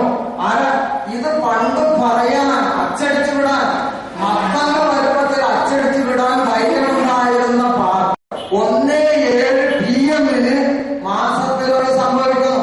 മാർച്ച് 7 രാത്രി 11:49 മാസപ്പിറവി സംഭവിക്കുന്നു. ഏപ്രിൽ 6 രാവിലെ 9:03 AM മാസപ്പിറവി സംഭവിക്കുന്നു. ഇനി റമസാൻ മാസപ്പിറവി കേട്ടോ. ഏപ്രിൽ 6 രാവിലെ 9:03 റമസാൻ മാസപ്പിറവി. സുഹൃത്തുക്കളെ, നിങ്ങൾ എന്താണ് വിചാരിക്കുന്നത്? എവിടെ തർക്കം? എവിടെയാണ് തർക്കം? ഇനി നോക്ക്, ഒരുപാട് ഡേറ്റുകള് ഒരു വർഷത്തെയല്ല, 989-ലെയും 990-ലെയും മാസപ്പിറവിയുടെ ഡേറ്റുകളാണ് കൊടുത്തിരിക്കുന്നത്. ഈ കൊടുത്തിരിക്കുന്ന ഡേറ്റുകളൊക്കെ ന്യൂമോണിന്റെ ഡേറ്റാണ്. വായിക്കുമ്പോൾ നമുക്ക് മനസ്സിലായല്ലോ. രാത്രി 12 മണിക്ക്, ഉച്ചക്ക് 1:30 ഒക്കെ മാസപ്പിറവി സംഭവിക്കുന്നു ഈ ആളുകൾ എഴുതി വെച്ചു. അപ്പൊ അതുകൊണ്ട് തന്നെ ഈ പറയുന്ന കൺഫ്യൂഷൻ ആരാണ് തീർത്തു തരേണ്ടത്? ഇത് തീർത്തു തരേണ്ടത് ഇതര കമ്മിറ്റിയുടെ ആളുകളുടെ ബാധ്യതയല്ല. വാസ്തവത്തിൽ വായിക്കുന്ന ഈ കാര്യങ്ങൾ ശ്രദ്ധിക്കുന്ന ഒരാളെ സംബന്ധിച്ചിടത്തോളം അയാൾ ഇവരോട് വിശദീകരണം ചോദിക്കേണ്ടതാണ്. അതിന്റെ വിശദീകരണങ്ങൾ അവർ തരേണ്ടതാണ്. നമുക്കിടയിൽ അഭിപ്രായ വ്യത്യാസമില്ലാത്ത കുറെ കാര്യങ്ങളുണ്ടല്ലോ. ഒരു ദിവസത്തിന് ഒരു പ്രത്യേകത നിശ്ചയിച്ചാൽ ആ ദിവസത്തിന്റെ പ്രത്യേകത ആ ദിവസത്തിന് തന്നെ നൽകണം. ഇത് മുസ്ലിം ലോകത്തിന് അഭിപ്രായ വ്യത്യാസമുണ്ടോ? അഭിപ്രായ വ്യത്യാസമില്ല. ഞാൻ 1-2 ഉദാഹരണങ്ങൾ പറയാം. തിങ്കളാഴ്ച ഒരാൾ നോമ്പനുഷ്ഠിക്കണം. അത് സുന്നത്ത് നോമ്പാണ്, എല്ലാവർക്കും അറിയാം. പക്ഷെ തിങ്കളാഴ്ച എനിക്ക് ഒരു രോഗിയെ കൊണ്ട് രാവിലെ മുതൽ ഉച്ച വരെ അല്ലെങ്കിൽ വൈകുന്നേരം വരെ കുറെ അധികം ഹോസ്പിറ്റലിൽ അങ്ങോട്ടും ഇങ്ങോട്ടും ഓർത്ത ചാട്ടമൊക്കെ ഉണ്ട് തിങ്കളാഴ്ച ദിവസം. അപ്പൊ അതുകൊണ്ട് ഞാൻ ചെയ്യാൻ ഉദ്ദേശിക്കുന്നത് തിങ്കളാഴ്ചയുടെ നോമ്പ് ഞായറാഴ്ച എടുക്കാൻ ഉദ്ദേശിക്കുന്നു. ഞായറാഴ്ച നോമ്പ് എടുക്കാൻ ഉദ്ദേശിക്കുന്നു. ഇതിനെ സംബന്ധിച്ച് നമ്മുടെ സാധാരണക്കാരോടും മതപണ്ഡിതന്മാരോട് ചോദിച്ചാൽ എന്താ മറുപടി? തിങ്കളാഴ്ച നോമ്പ് ഞായറാഴ്ച എടുക്കുക. അങ്ങനെ സാധിക്കോ? എടുത്തോ. നിങ്ങൾക്ക് സുഖമില്ലാത്തതല്ലേ, അല്ലെങ്കിൽ നിങ്ങൾ യാത്രയാനല്ലേ, നിങ്ങൾ ഷുഗറിലല്ലേ, തിങ്കളാഴ്ച സുന്നത്ത് നോമ്പ് ഞായറാഴ്ച എടുത്തോളൂ. അങ്ങനെ പറഞ്ഞ മതപണ്ഡിതന് പറയോ? ഇല്ലല്ലോ, പറയില്ലല്ലോ. അപ്പൊ ഒരു സ്റ്റാൻഡ്. എന്താ സ്റ്റാൻഡ്? അപ്പോൾ പറയുന്ന നിയമം എന്താണ്? ഇസ്ലാമിന്റെ നിയമം എന്താണ്? തിങ്കൾ എന്ന് ഒരു 24 hours നിശ്ചയിച്ച് ഒരു തിങ്കൾക്ക് നൽകിയാൽ ആ തിങ്കളിന്റെ 24 അല്ലാതെ, ആ മണിക്കൂറുകളല്ലാതെ അതിന്റെ അപ്പുറത്തേക്കോ ഇപ്പുറത്തേക്കുള്ള ഏതെങ്കിലും ഒരു സമയം ആ തിങ്കളിനോട് യോജിക്കുക. അതിന്റെ മഹത്വമോ അതിന്റെ അർഹതയോ അതിന്റെ ക്വാളിറ്റിയോ അതിനുവേണ്ടി അള്ളാഹു നൽകും എന്ന് പറഞ്ഞ പ്രതിഫലമോ അതിന് ലഭിക്കൂല. എല്ലാവർക്കും അറിയാം. വ്യാഴാഴ്ച നോമ്പ്, ഒരാൾ യാത്ര പോകുന്നു, വ്യാഴാഴ്ചത്തെ നോമ്പ് വ്യാഴാഴ്ചക്ക് പകരം ബുധനാഴ്ച എടുക്കുന്നു. സമ്മതിക്കുന്നു നമ്മുടെ മതപണ്ഡിതന്മാർ? അങ്ങനെ ഒരു ചോദ്യം ഷബാബിലേക്കോ പ്രബോധനത്തിലേക്കോ എഴുതി ചോദിച്ചാൽ എന്തായാലും മറുപടി ഇല്ല, അത് പറ്റില്ല. ശരി, അപ്പോൾ പറയുന്ന നിയമം എന്താണ്? അത് പറയും. ആ നിയമം എന്താണ്? ഒരു ദിവസം നിശ്ചയിച്ചാൽ ശരി. എന്നാൽ ചവ്വാൽ 1 എന്ന് പറഞ്ഞ ഒരു ഡേറ്റ് ഉണ്ടല്ലോ, ആ ഡേറ്റിന് പെരുന്നാളാക്കി നിശ്ചയിച്ചാൽ ചവ്വാൽ 1 അല്ലാത്ത വേറൊരു ഡേറ്റ് അതിന് മതിയാകുമോ? നേരത്തെ പറഞ്ഞ മാനദണ്ഡ പ്രകാരം എന്താണ് നമ്മൾ പറയേണ്ടത്, മനസ്സിലാക്കേണ്ടത്? പറ്റില്ലെന്നാണ്. പക്ഷേ ചവ്വാൽ 1 എന്ന് പറയുന്ന ആ തീയതി അതൊരു വ്യാഴാണെങ്കിൽ ബുധൻ പറ്റും, വ്യാഴം പറ്റും, വെള്ളി പറ്റും, ശനി പറ്റും. എന്നിടത്താണ് ലോകത്ത് സ്ഥിതിഗതികൾ പോയിക്കൊണ്ടിരിക്കുന്നത്. അഥവാ അങ്ങനെയാണ് മതപണ്ഡിതന്മാർ ജനങ്ങളെ പറഞ്ഞ് വിശ്വസിപ്പിച്ചിട്ടുള്ളത്. അതുകൊണ്ട് ഈ വിഷയം നമ്മൾ ചിന്തിക്കണം എന്ന് പറയുകയാണ്. ഏത് വിഷയം? കാലം, സമയം, സ്ഥലം, എണ്ണം, രൂപം. അതിന് നിർദ്ദിഷ്ട രൂപമുണ്ടെങ്കിൽ ആ രൂപത്തിൽ മാറ്റാൻ പറ്റില്ല. നിർദ്ദിഷ്ട എണ്ണമുണ്ടെങ്കിൽ ആ എണ്ണത്തിൽ നിന്ന് മാറ്റാൻ പറ്റില്ല. ഇതൊക്കെ നമ്മൾ പറയുന്നത് ഏതടിസ്ഥാനത്തിലാണ്? അതിന് നമ്മൾ സാങ്കേതികമായി തഅബ്ബുദിയായ ഇബാദത്ത് എന്നൊരു ഭാഷയുണ്ട്. തഅബ്ബുദിയായ ഇബാദത്ത് അഥവാ അനുഷ്ഠാനപരമായി നിർവഹിക്കേണ്ട ഇബാദത്തുകൾ, അത് അതിന്റെ രൂപം അതങ്ങനെ തന്നെയാവണം, അതിന്റെ സമയം അതങ്ങനെ തന്നെയാകണം, അതിനുവേണ്ടി നിശ്ചയിക്കപ്പെട്ടിട്ടുള്ള എണ്ണം അതങ്ങനെ തന്നെയാകണം. പറഞ്ഞ നമസ്കാരങ്ങളുടെ ശേഷം സുബ്ഹാനല്ലാഹ് 33 പ്രാവശ്യം. ആ 33-ൽ ഭേദഗതി പാടില്ല. എന്തുകൊണ്ട്? അത് തഅബ്ബുദിയായ ഇബാദത്തായതുകൊണ്ടാണ്. 33 എന്നുള്ളത് 34 ആക്കാൻ പറ്റില്ല, 32 ആക്കി ചുരുക്കാൻ പറ്റില്ല. ഫാത്തിഹ ഓതുമ്പോ ഫാത്തിഹ നല്ലതല്ലേ, ഉമ്മുൽ ഖുർആനല്ലേ? അങ്ങനെ പറഞ്ഞ ഒരാൾ ഒരേ റക്അത്തിൽ ഒരു 3 ഫാത്തിഹ അങ്ങനെ ഓതിയാൽ ശരിയാകും? പാടില്ലെന്നാണ് മറുപടി. അപ്പോഴൊക്കെ നമ്മുടെ മതപണ്ഡിതന്മാർ പറയുന്ന ഒരു നിയമമുണ്ടല്ലോ, ഒരു തത്വം ഉണ്ടല്ലോ. ആ തത്വം മാസപ്പിറവിയുടെ വിഷയത്തിലേക്ക് എത്തുമ്പോൾ, അതേപോലെ തന്നെ ദുൽഹജ്ജ് മാസത്തിന്റെ ആരംഭത്തിന്റെ വിഷയത്തിലെത്തുമ്പോൾ, ശവ്വാൽ മാസത്തിന്റെയോ റമദാൻ മാസത്തിന്റെയോ ആരംഭത്തിലോ അവസാനത്തിലോ ഒക്കെ എത്തുമ്പോൾ ഈ നിയമം കാറ്റിൽ പറത്തും. അത് വലിയൊരു വിഷയമാണ്. അത് അവർ കാണിക്കുന്ന അബദ്ധമാണ്. മാത്രമല്ല, ചന്ദ്രന്റെ ഉദയമാണോ അസ്തമയമാണോ എന്നതുപോലും നമ്മുടെ നാട്ടിലെ മതപണ്ഡിതന്മാർക്ക് നിശ്ചയമില്ലാത്ത വിധത്തിലാണ് അവർ കാര്യങ്ങൾ സംസാരിച്ചുകൊണ്ടിരിക്കുന്നത്. ഞാൻ 1-2 ഉദാഹരണങ്ങൾ അതിനും നൽകാൻ ഉദ്ദേശിക്കുന്നുണ്ട്. സുഹൃത്തുക്കൾ, അതുകൂടി നിങ്ങൾ ഒന്ന് ശ്രദ്ധിക്കണം.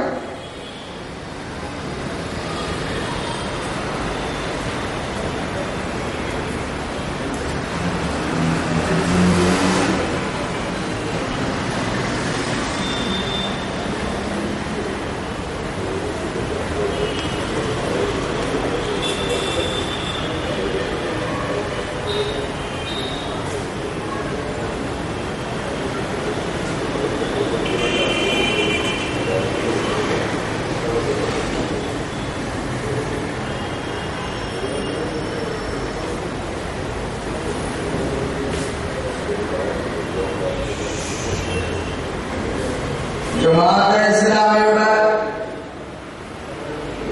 കേരള ഘടകത്തിന്റെ സുഹൃത്തുക്കളൊന്നും ശ്രദ്ധിക്കും. ജമാഅത്തെ ഇസ്ലാമിയുടെ കേരള ഘടകത്തിന്റെ ഒഫീഷ്യൽ സൈറ്റുണ്ട്.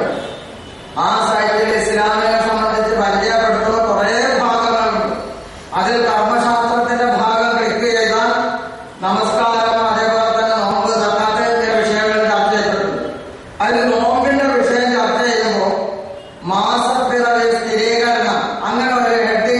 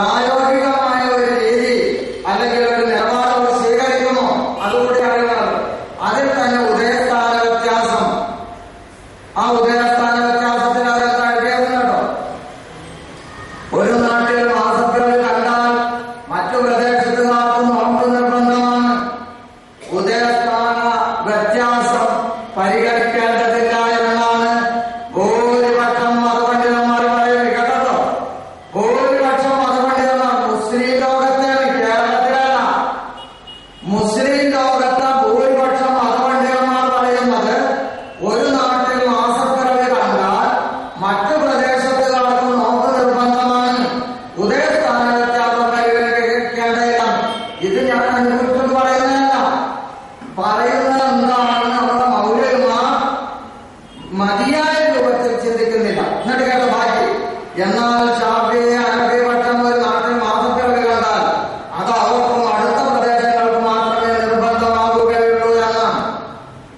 കഴിഞ്ഞ അടുത്ത കേട്ടോ, മാസപ്പിറവി കണ്ടതായി ഉത്തരവാദപ്പെട്ടവർ സ്ഥിരീകരിച്ചിട്ടില്ലെങ്കിൽ പോലും ഇവിടെ കാക്കത്തോളം ഹിലാൽ കമ്മിറ്റി ഉണ്ടല്ലോ, ആ ഹിലാൽ കമ്മിറ്റി സ്ഥിരീകരിച്ചിട്ടില്ലെങ്കിൽ പോലും കണ്ട ആൾ നോമ്പനുഷ്ഠിക്കണമെന്നാണ് പണ്ഡിതന്മാർ പൊതുവിൽ അഭിപ്രായപ്പെടുന്നത്. കണ്ട ആളാണ് പറയുന്നത്, ജൂതൻ. അങ്ങനെ സ്വന്തം കണ്ട ആൾ പറയുന്നത് അത് നോമ്പനുഷ്ഠിക്കണമെന്നാണ് പണ്ഡിതന്മാർ പൊതുവിൽ അഭിപ്രായപ്പെടുന്നത്. പക്ഷേ ഈ ഞങ്ങൾ അഭിപ്രായപ്പെടുന്നത് നിങ്ങളൊക്കെ ജൂതന്മാരാകുന്നു എന്നാണ്. എന്താണ് ഇവർ സ്വീകരിച്ചുകൊണ്ടിരിക്കുന്നത്? ഇവരെ എഴുതിയിട്ട് വിട്ടത് എന്താ? സ്വന്തമായിട്ട് ഒരാൾ അങ്ങനെ കണ്ടാൽ കണ്ടോട്ടെ, അങ്ങനെ നോമ്പെടുത്തോട്ടെ, അങ്ങനെ ആഘോഷിച്ചോട്ടെ. ചൊവ്വാൽ മാസപ്പിറവി കണ്ടാൽ നോമ്പ് ഉപേക്ഷിക്കുകയും വേണം, അങ്ങനെയാണ് പറഞ്ഞിട്ടുള്ളത്. പക്ഷെ അങ്ങനെ നോമ്പ് ഉപേക്ഷിച്ചാൽ സമൂഹത്തിലെ അനൈക്യവാദികൾ എന്ന് പറഞ്ഞ് മുദ്ര കുത്തുകയാണ്. വാസ്തവത്തിൽ പറഞ്ഞതിന്റെ വിപരീതം പ്രവർത്തിക്കുകയാണ് നമ്മുടെ കക്ഷികൾ ചെയ്തുകൊണ്ടിരിക്കുന്നത്. അതുകൊണ്ട് ഈ നമ്മുടെ നാട്ടിലെ സംഘടനാ ബന്ധങ്ങളെ സംബന്ധിച്ച് ആ ബന്ധനങ്ങളാകാതെ നമ്മൾ സൂക്ഷിക്കണമെന്ന് ഞാൻ സാന്ദർഭികമായിട്ട് പറയാം. ഈ വിഷയം കുറേയേറെ നമ്മുടെ നാട്ടിലെ സാധാരണക്കാരായ ആളുകളും അതേപോലെ തന്നെ കുത്തുബ പറയുന്ന മൗലവിമാരും മനസ്സിലാക്കുന്നുണ്ട്. വ്യക്തിപരമായ ചർച്ചകളിൽ അവരിത് അംഗീകരിച്ചിട്ടുണ്ട്. എന്നാൽ സംഘടനയുടെ ഒരു വൃത്തമുണ്ട്, സംഘടന വരച്ചു വച്ച ഒരു ലക്ഷ്മണരേഖ, അത് കവച്ചു ചാടാൻ നമ്മുടെ മതപണ്ഡിതന്മാർക്ക് സാധ്യമല്ലാത്ത, അവരുടെ കൈകാലുകൾ പൂച്ചുവരങ്ങിൽ ഇട്ട ഒരു സ്ഥിതിവിശേഷം കേരളത്തിൽ നിലനിൽക്കുന്നു. ഇനി കുറച്ചൊക്കെ ഇതിന് മറികടന്ന് പോകുന്ന ആളുകൾ വാസ്തവത്തിൽ ഒരു പക്ഷേ സംഘടനയിൽ നിന്ന് പുറത്താക്കപ്പെടാനോ അല്ലെങ്കിൽ സംഘടനയുടെ അകത്ത് തന്നെ ലിഖിതമല്ലാത്ത, പ്രഖ്യാപിതമല്ലാത്ത ഒരു പരിഷ്കരണ പ്രക്രിയക്ക് വിധേയമാവുകയോ ചെയ്യുമെന്നതാണ് വാസ്തവം. കേരളത്തിന്റെ അനുഭവം അങ്ങനെയാണ്. അപ്പൊ ഇവിടെയൊക്കെ നമ്മൾ കാണുന്നത്, ഞാൻ സൂചിപ്പിച്ചു വരുന്നത് ഇത്രയേ ഉള്ളൂ. ഈ മവാഖിയത്തുൽ ഇന്നാസി എന്നത് വിശുദ്ധ ഖുർആൻ പറയുന്നത് ഈ ചന്ദ്രൻ, ആകാശത്ത് കാണുന്ന ചന്ദ്രന്റെ ഓരോ ഫേസും ആ ഓരോ ഫേസും ഓരോ തീയതിയാണ് എന്നത് ഇന്ന് ശാസ്ത്രവിജ്ഞാനമുള്ള എല്ലാ ആളുകൾക്കും അറിയാം. ആ ശാസ്ത്രവിജ്ഞാനത്തെ സംബന്ധിച്ച് നമ്മുടെ ഉമർ ഫാറൂഖ് അദ്ദേഹം പറയുന്നത് എന്താണെന്നറിയോ? അദ്ദേഹം ആ ശാസ്ത്രവിജ്ഞാനം മനസ്സിലാക്കിക്കൊണ്ട് ഖുർആന്റെ കുറെ ആയത്തുകൾ എടുത്തുദ്ധരിച്ചിരിക്കുക. യാസീനിലെ 36-ാമത്തെയും 37-ാമത്തെയും ആയത്തുകൾ, യൂനുസിലെ 5-ാമത്തെ ആയത്ത്, അതേപോലെ തന്നെ അനാമിലെ 97-ാമത്തെ ആയത്ത്. അങ്ങനെ ഖുർആനിലെ സൂര്യചന്ദ്രന്റെ ചലനങ്ങളെ സംബന്ധിച്ചും അതേപോലെ രാപ്പകലുള്ള മാറ്റങ്ങളെ പറ്റിയും ഒക്കെ പറഞ്ഞിട്ടുള്ള ആയത്തുകൾ നിരവധി എടുത്തുദ്ധരിച്ചതിന് ശേഷം അദ്ദേഹം 10 പോയിന്റുകൾ അവതരിപ്പിക്കുന്നുണ്ട്. ആ 10 പോയിന്റുകളിൽ 1-2 നിങ്ങളുടെ ശ്രദ്ധയിൽപ്പെടുത്താം. ചന്ദ്രന്റെ വിവിധ ഘട്ടങ്ങളെ സംബന്ധിച്ച് പ്രതിപാദിക്കുകയും അതിലേക്ക് അല്ലാഹു മനുഷ്യന്റെ ശ്രദ്ധ ക്ഷണിക്കുകയും ചെയ്യുന്നു. ചന്ദ്രന്റെ വൃദ്ധിക്ഷയങ്ങളെ കുറിച്ച് പഠിക്കാനും അവ നിർണയിക്കുന്ന പ്രാപഞ്ചിക നിയമങ്ങളെ കുറിച്ച് ഗവേഷണം ചെയ്യാനുള്ള ആഹ്വാനമാണ് അല്ലാഹു ഖുർആനിലൂടെ നൽകുന്നത്. ഇപ്പോ ഒരു വൈരുദ്ധ്യം കൂടി എനിക്ക് സാന്ദർഭികമായി ചൂണ്ടിക്കാണിക്കണം. നിങ്ങൾ MSSന്റെ ഓഡിറ്റോറിയത്തിൽ നിങ്ങൾ പോയിട്ടുണ്ടാകും, പരിപാടി കേട്ടിട്ടുണ്ടാകും.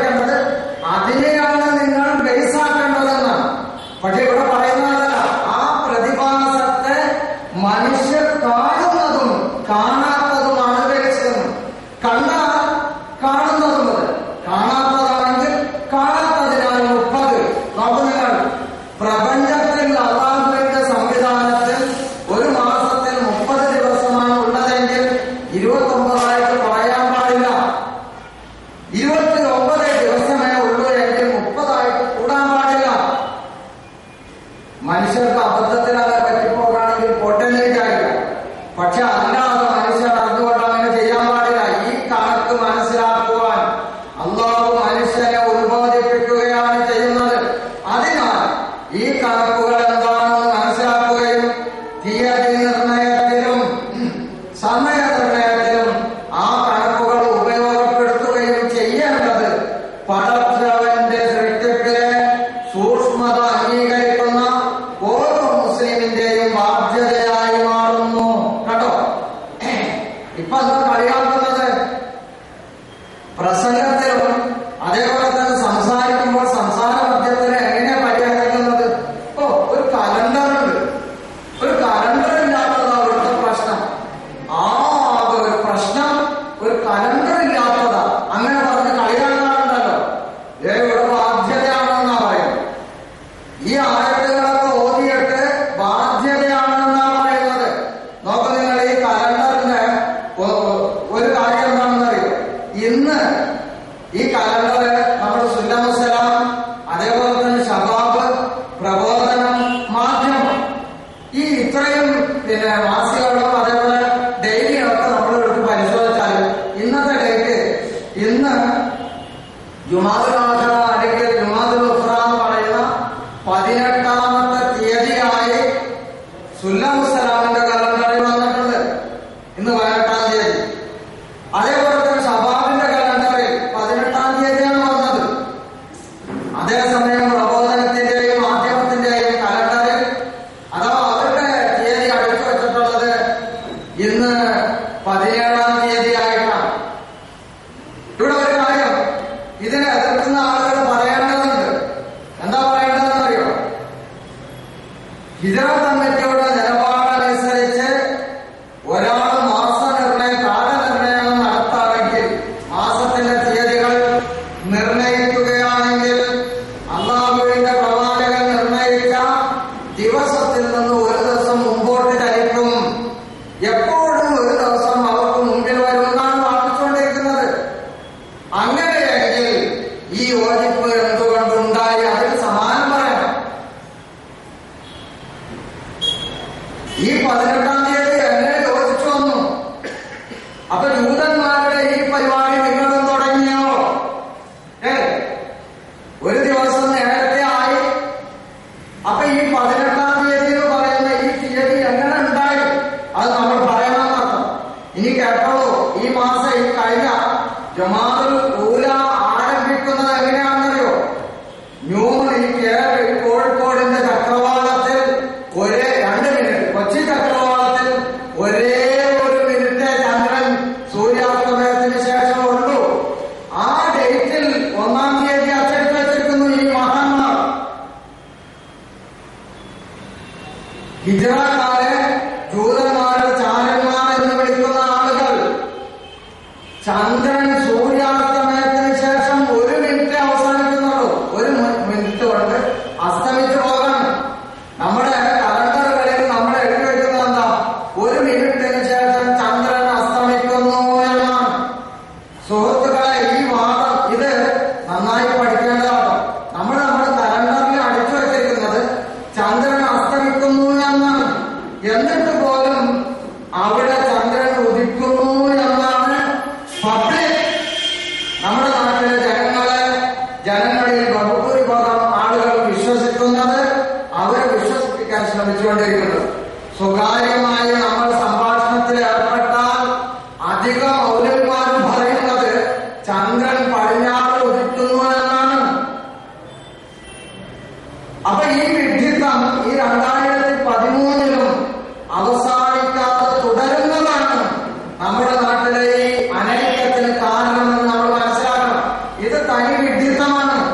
ഇത് അല്ലാഹുവും റസൂലും പറഞ്ഞു എന്ന് അള്ളാന്റെയും റസൂലിന്റെയും തലയിൽ കെട്ടിയേൽപ്പിക്കുന്നത് അപകടകരമാണ് എന്ന് നമ്മൾ അറിയണം. അസ്തമിക്കുന്ന ചന്ദ്രന് ഈ പുസ്തകത്തിന്റെ അവസാനത്തെ ഭാഗം പറയാമേ, അദ്ദേഹം എല്ലാം അറിയാതെ പറഞ്ഞു പോകാം. അസ്തമിക്കുന്ന ചന്ദ്രന് തീയതിക്ക് മാനദണ്ഡമാക്കണമെന്ന് എവിടെയും റസൂൽ പറഞ്ഞിട്ടില്ല. ഇതിന്റെ ഒരു ഭാഗം ഈ പുസ്തകത്തിന്റെ അവസാന ഭാഗത്ത് പറയുന്നതാ. അസ്തമിക്കുന്ന ചന്ദ്രനെ മാനദണ്ഡമാക്കണമെന്ന് എവിടെ പറഞ്ഞിട്ടില്ല.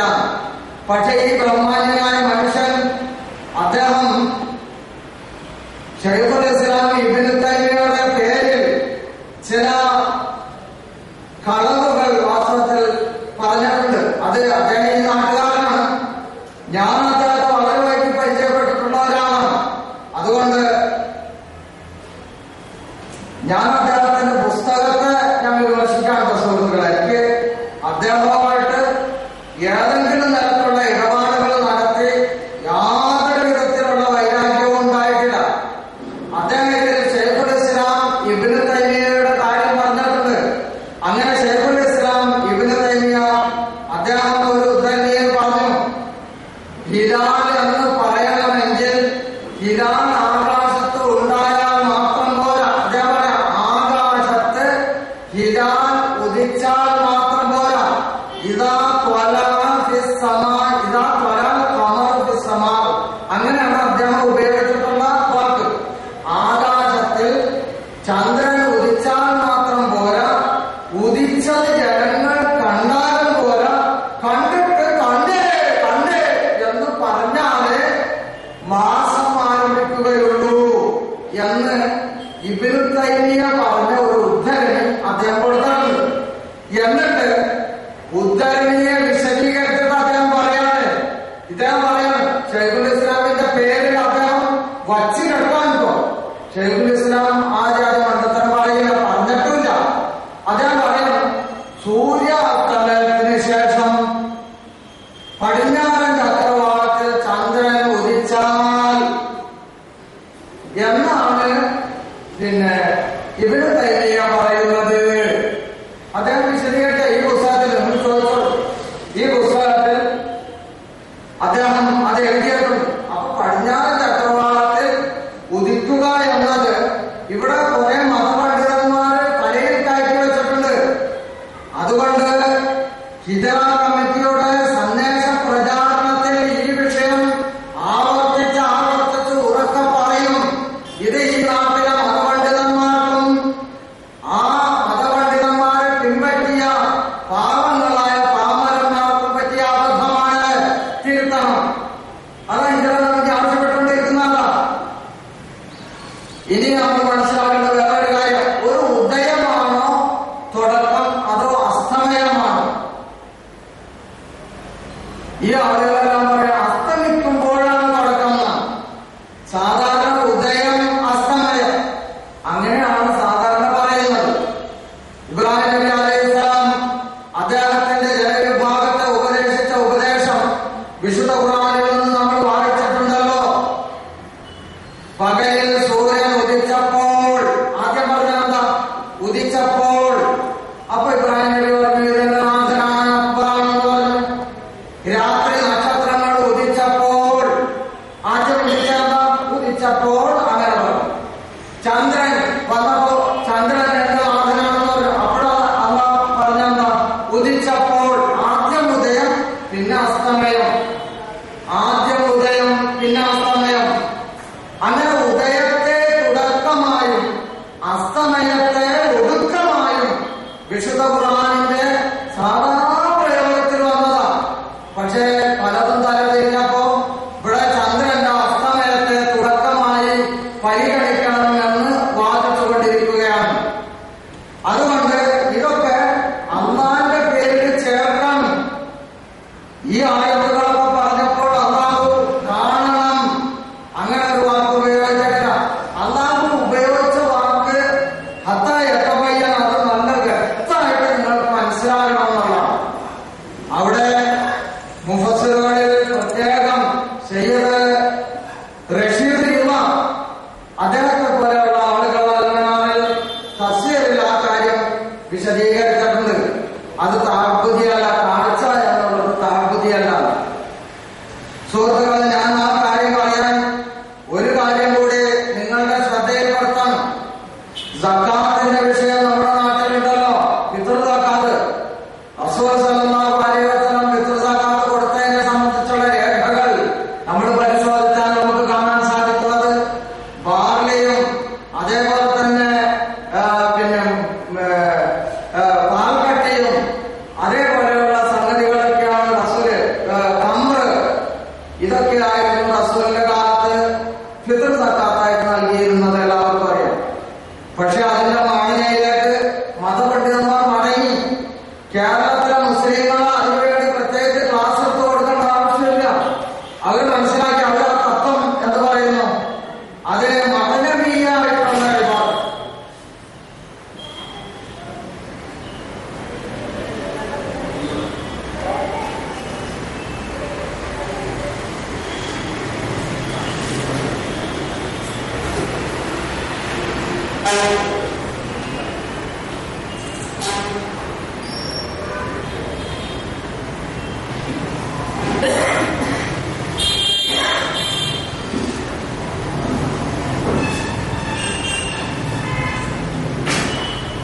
അതായത് പൊരുൾ അംഗീകരിച്ചുകൊണ്ട് പ്രവർത്തിക്കുക എന്ന വിഭാഗത്താണ്.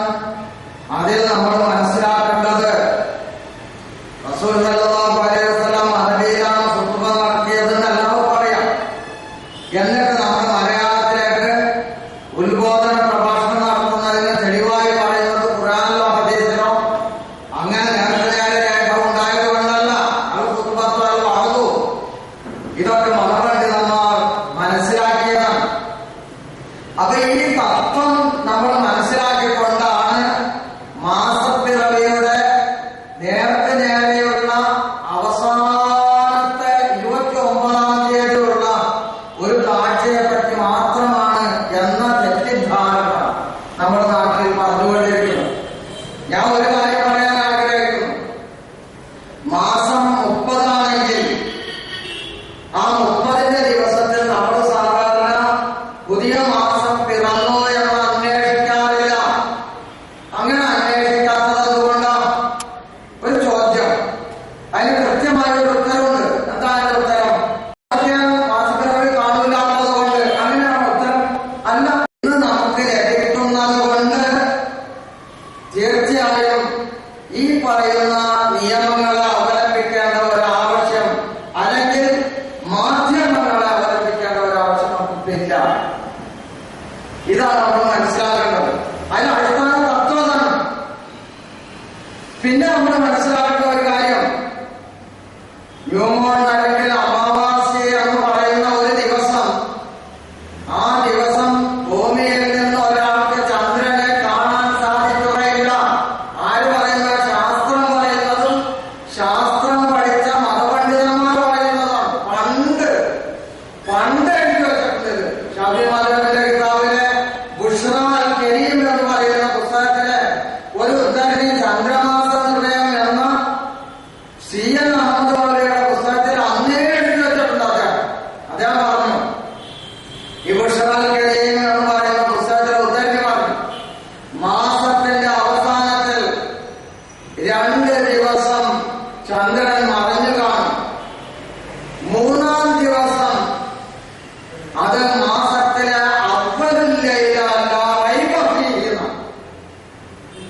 കണക്ക് ഇത്രത്തോളം പുരോഗമിക്കുന്നതിന്റെ എത്രയോ മുമ്പ് വാസ്തവത്തിൽ നമ്മുടെ മതപണ്ഡിതന്മാർ, ശാസ്ത്രജ്ഞാനമുള്ള മതപണ്ഡിതന്മാർ ഇക്കാര്യം പറഞ്ഞു വെച്ചിട്ടുണ്ട്. പക്ഷെ നമ്മുടെ നാട്ടിലെ ഈ ആളുകൾ എന്താ പറയുന്നത്? കാഴ്ചയാണ്. പിന്നെ മാനദണ്ഡം പറയുന്ന ആളുകൾ കാഴ്ചയെ പറ്റി പറയുന്നുണ്ട്. നമ്മുടെ ഫാറൂഖ് സാഹിബിന്റെ പുസ്തകത്തിൽ പറയുന്നത്, സൂര്യൻ അസ്തമിച്ചതിന് ശേഷം നന്നേ ചുരുങ്ങിയത് 28 മിനിറ്റെങ്കിലും, അഥവാ ന്യൂമൂൺ സംഭവിച്ചതിന് ശേഷം 13 മണിക്കൂറുകളെങ്കിലും ചുരുങ്ങിയത് കഴിഞ്ഞാലല്ലാതെ ചന്ദ്രനെ കാണാൻ പറ്റില്ല എന്നാണ് ഈ പുസ്തകത്തിൽ എഴുതിയിട്ടുള്ളത്. പിന്നെ അദ്ദേഹത്തിന്റെ അത് എഴുതിയതിനു ശേഷം കുറച്ചുകൂടി കഴിഞ്ഞപ്പോൾ അദ്ദേഹം കുറച്ചുകൂടി വിശദമായ പഠനം വീണ്ടും നടന്നപ്പോൾ ഏറ്റവും ഒടുവിൽ ഇന്നത്തെ നമ്മുടെ ശാസ്ത്രം പറയുന്നത് 16 മണിക്കൂറെങ്കിലും എന്നാണ്. അതായത് ന്യൂമൂൺ ഉണ്ടായി 16 മണിക്കൂറെങ്കിലും കഴിഞ്ഞതിന് ശേഷമാണ് ചന്ദ്രനെ ചക്രവാളത്തിൽ കാണാൻ കഴിയൂ എന്നാണ്. യുവത പ്രസിദ്ധീകരിച്ച ഇസ്ലാം 5 വാല്യങ്ങളിൽ എന്ന് പറയുന്ന ആ പുസ്തകത്തിൽ അതിന്റെ 2-ാം വാല്യം കർമാനുഷ്ഠാനങ്ങൾ എന്ന പേരിൽ എഴുതിയിട്ടുള്ള പുസ്തകം, അതിന്റെ 660-ാമത്തെ പേജ് മുതൽ 670 പിന്നെ അങ്ങനെ ഒരു 10-20 പേജുകളോളം മാസപ്പിറവിയുമായി ബന്ധപ്പെട്ട ചർച്ചയാണ്, നോമ്പുമായി ബന്ധപ്പെട്ട ചർച്ച. ആ ചർച്ചയിൽ സൂര്യ അസ്തമയത്തിന് ശേഷം ഏറ്റവും ചുരുങ്ങിയത് 40 മിനിറ്റെങ്കിലും ചന്ദ്രൻ ചക്രവാളത്തിൽ അവശേഷിച്ചെങ്കിൽ മാത്രമേ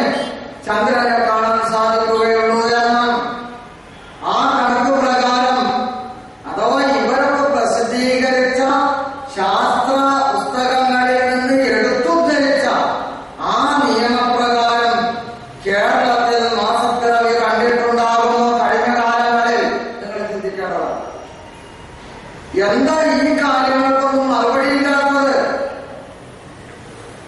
നമ്മുടെ ഹിജറ കമ്മിറ്റി ഈ നാട്ടിലെ ജനങ്ങളോട് ചിന്തിക്കാൻ പറയുന്നതല്ല. 10 മിനിറ്റ് കൊണ്ട് കണ്ടു, 1 മിനിറ്റ് കൊണ്ട് കണ്ടു, 12 മിനിറ്റ് കൊണ്ട് കണ്ടു എന്നൊക്കെ ഉള്ള ഈ അവകാശവാദം നമ്മുടെ ഈ പുസ്തകങ്ങളിൽ എഴുതി വച്ചതുമായി വൈരുദ്ധ്യത്തിലാണ്. ഇനി നമ്മൾ മനസ്സിലാക്കേണ്ടത് ഒരു മത്തിലവാദം കടന്നു വരുന്നത്. ഞാൻ അതിൽ 1-2 കാര്യങ്ങൾ പറയാം. മത്തിലവാദത്തിന് നബി സല്ലല്ലാഹു അലൈഹി വസല്ലമയുടെ കാലത്ത് ചില സംഭവങ്ങൾ എന്ന് പറഞ്ഞ് ചില ഉദാഹരണങ്ങൾ കൊടുക്കുന്നുണ്ട്. അതിന് അബുൽ ബഖ്തരി പറഞ്ഞു, ഞങ്ങൾ ഉംറക്ക് പുറപ്പെട്ടു. നഖ്ല എന്ന പ്രദേശത്ത് വിശ്രമിക്കാൻ ഇറങ്ങി. ഞങ്ങൾ സൂക്ഷ്മതയോടെ നോക്കി മാസപ്പിറവി കണ്ടു. ചിലർ പറഞ്ഞു ഇത് 3-ാമത്തെ നിലാവാണ്, മറ്റേ ചിലർ ഇത് 2-ാമത്തെ നിലാവാണെന്ന് പറഞ്ഞു.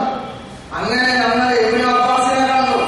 അദ്ദേഹത്തോട് പറഞ്ഞു തീർച്ചയായും ഞങ്ങൾ മാസപ്പിറവി കണ്ടു.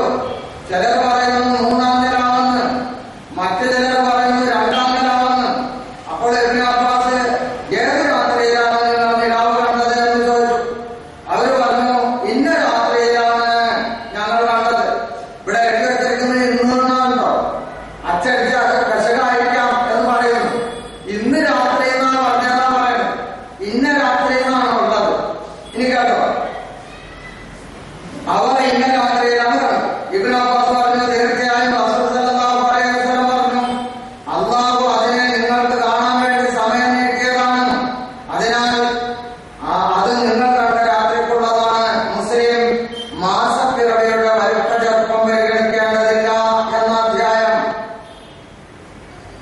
അപ്പൊ ഈ റിപ്പോർട്ടിനെ സംബന്ധിച്ച് എന്താ പറയുന്നത്? മുസ്ലിം റിപ്പോർട്ട് ചെയ്ത ഹദീസാണ് കേട്ടോ. ഈ ഹദീസില് അതിലെ റാവിമാരിൽ ഒരാളുടെ സ്ഥിതി ഞാൻ വായിക്കാൻ പറഞ്ഞു. Abu Abdurrahman Muhammad bin Fudail bin Ghazwan, അതിലെ ഒരു റാവിയുടെ പേരാണ്. ഇയാൾ കടുത്ത ഷിയാ പക്ഷപാതി എന്ന ആക്ഷേപമുള്ള ആളാണ്. ഷിയാക്കളിൽ നിന്ന് അങ്ങനെ ഒരു റിപ്പോർട്ട് സുന്നികൾ സ്വീകരിക്കോ? അഹ്ലുസുന്നത്തിലാകെ അത് സ്വീകാര്യോഗ്യമല്ല. അപ്പൊ ഈ ഹദീസ് സ്വീകാര്യോഗ്യമല്ല. ഇനി അതിൽ തന്നെ അബൂ ജഅഫർ ഉഖൈലി എന്ന പണ്ഡിതൻ, അദ്ദേഹത്തെ ഇദ്ദേഹത്തെ ദുർബലന്മാരുടെ കൂട്ടത്തിലാണ് അദ്ദേഹത്തെ എണ്ണിയിട്ടുള്ളത്. അബൂ ഹാത്തിം ഇബ്നു ഹിബ്ബാൻ അദ്ദേഹത്തെ പറ്റി പറഞ്ഞ ഷിയാ കക്ഷികളിൽപ്പെട്ട കക്ഷിത്വത്തിന് വേണ്ടി ശക്തിയായി തീവ്രത കാണിക്കുന്ന ആളാണ് ഇയാൾ. Muhammad bin Yazid bin Rifa Abu Hisham, അത് വേറൊരാൾ ഇതിന്റെ അകത്ത് വന്നിട്ടുണ്ട്. അദ്ദേഹത്തെ പറ്റി അബൂ അഹ്മദ് ഹാക്കിം പറയുന്നത് ലൈസ ബിൽ ഖവിയ്യി എന്നാണ്, ശക്തനല്ല. അബൂ ഹാത്തിം റാസി അദ്ദേഹത്തെ പറ്റി പറയുന്നത് ലഈഫുൻ എന്നാണ്, ദുർബലനാണ്. അഹ്മദ് ബിൻ ഷുഐബ് അൻ-നസാഇ അദ്ദേഹത്തെ പറ്റി പറയുന്നത് ലഈഫ് എന്നാണ്. ബുഖാരി പറയുന്നത് ലഈഫ് എന്നാണ്. ഒരു റിപ്പോർട്ടിന്റെ പോലെ മനസ്സിലായി. ഈ ആളുകൾ ആരാണെന്ന് മനസ്സിലാക്കണം. കേരളത്തിൽ ഏറ്റവും കൂടുതൽ വാദപ്രതിവാദം നടത്തിയിട്ടുള്ള കേരളത്തിലെ കക്ഷികളിൽ ഒരു കക്ഷിയാണ്. അങ്ങനെ വാദപ്രതിവാദത്തിന്റെ വേദികളിൽ മറുപക്ഷത്തോട് ഏതെങ്കിലും ഒരു ഹദീസ് ഉദ്ധരിക്കുന്ന കക്ഷികളോട് സനദ് പറയൂ എന്ന് വെല്ലുവിളിക്കുന്ന ആ ആളുകളാണ് ഈ എഴുതി വെച്ചിട്ടുള്ളത്. ഇത്രത്തോളം ദുർബലൻ, അതേപോലെ തന്നെ കവിയല്ല എന്നൊക്കെ പറഞ്ഞിട്ടുള്ള കക്ഷികളെ സംബന്ധിച്ച് അതിലെ സനദുകളെ പറ്റി ദുർബലം പറഞ്ഞിട്ടുള്ള ഹദീസുകളാണ് സ്വന്തം പുസ്തകത്തിൽ എടുത്ത് ഉദ്ധരിച്ചിട്ടുള്ളത്. ഇനി ആ മറ്റൊന്നുകൂടി നിങ്ങൾക്ക് പറഞ്ഞുതരാം. അതെന്താണെന്ന് വെച്ചാൽ ഇതേപോലെ തന്നെ നമ്മൾ മനസ്സിലാക്കേണ്ട വേറൊരു കാര്യം, റസൂൽ സല്ലല്ലാഹു അലൈഹി വസല്ലമയുടെ കാലത്ത് ഒരു സംഭവം ഉണ്ടായി. ഒരു ഒട്ടക സംഘം വന്നു. ആ ഒട്ടക സംഘം റസൂൽ സല്ലല്ലാഹു അലൈഹി വസല്ലമയുടെ അടുക്കൽ വന്ന് തലേ ദിവസം ഞങ്ങൾ ഹിലാൽ കണ്ടു എന്ന് സാക്ഷ്യം വഹിച്ചു. അപ്പോൾ റസൂൽ സല്ലല്ലാഹു അലൈഹി വസല്ലം ജനങ്ങളോട് നോമ്പ് മുറിക്കാനും പിറ്റേ ദിവസം അതിന് നാളെ നേരം കൊടുത്താൽ ഈ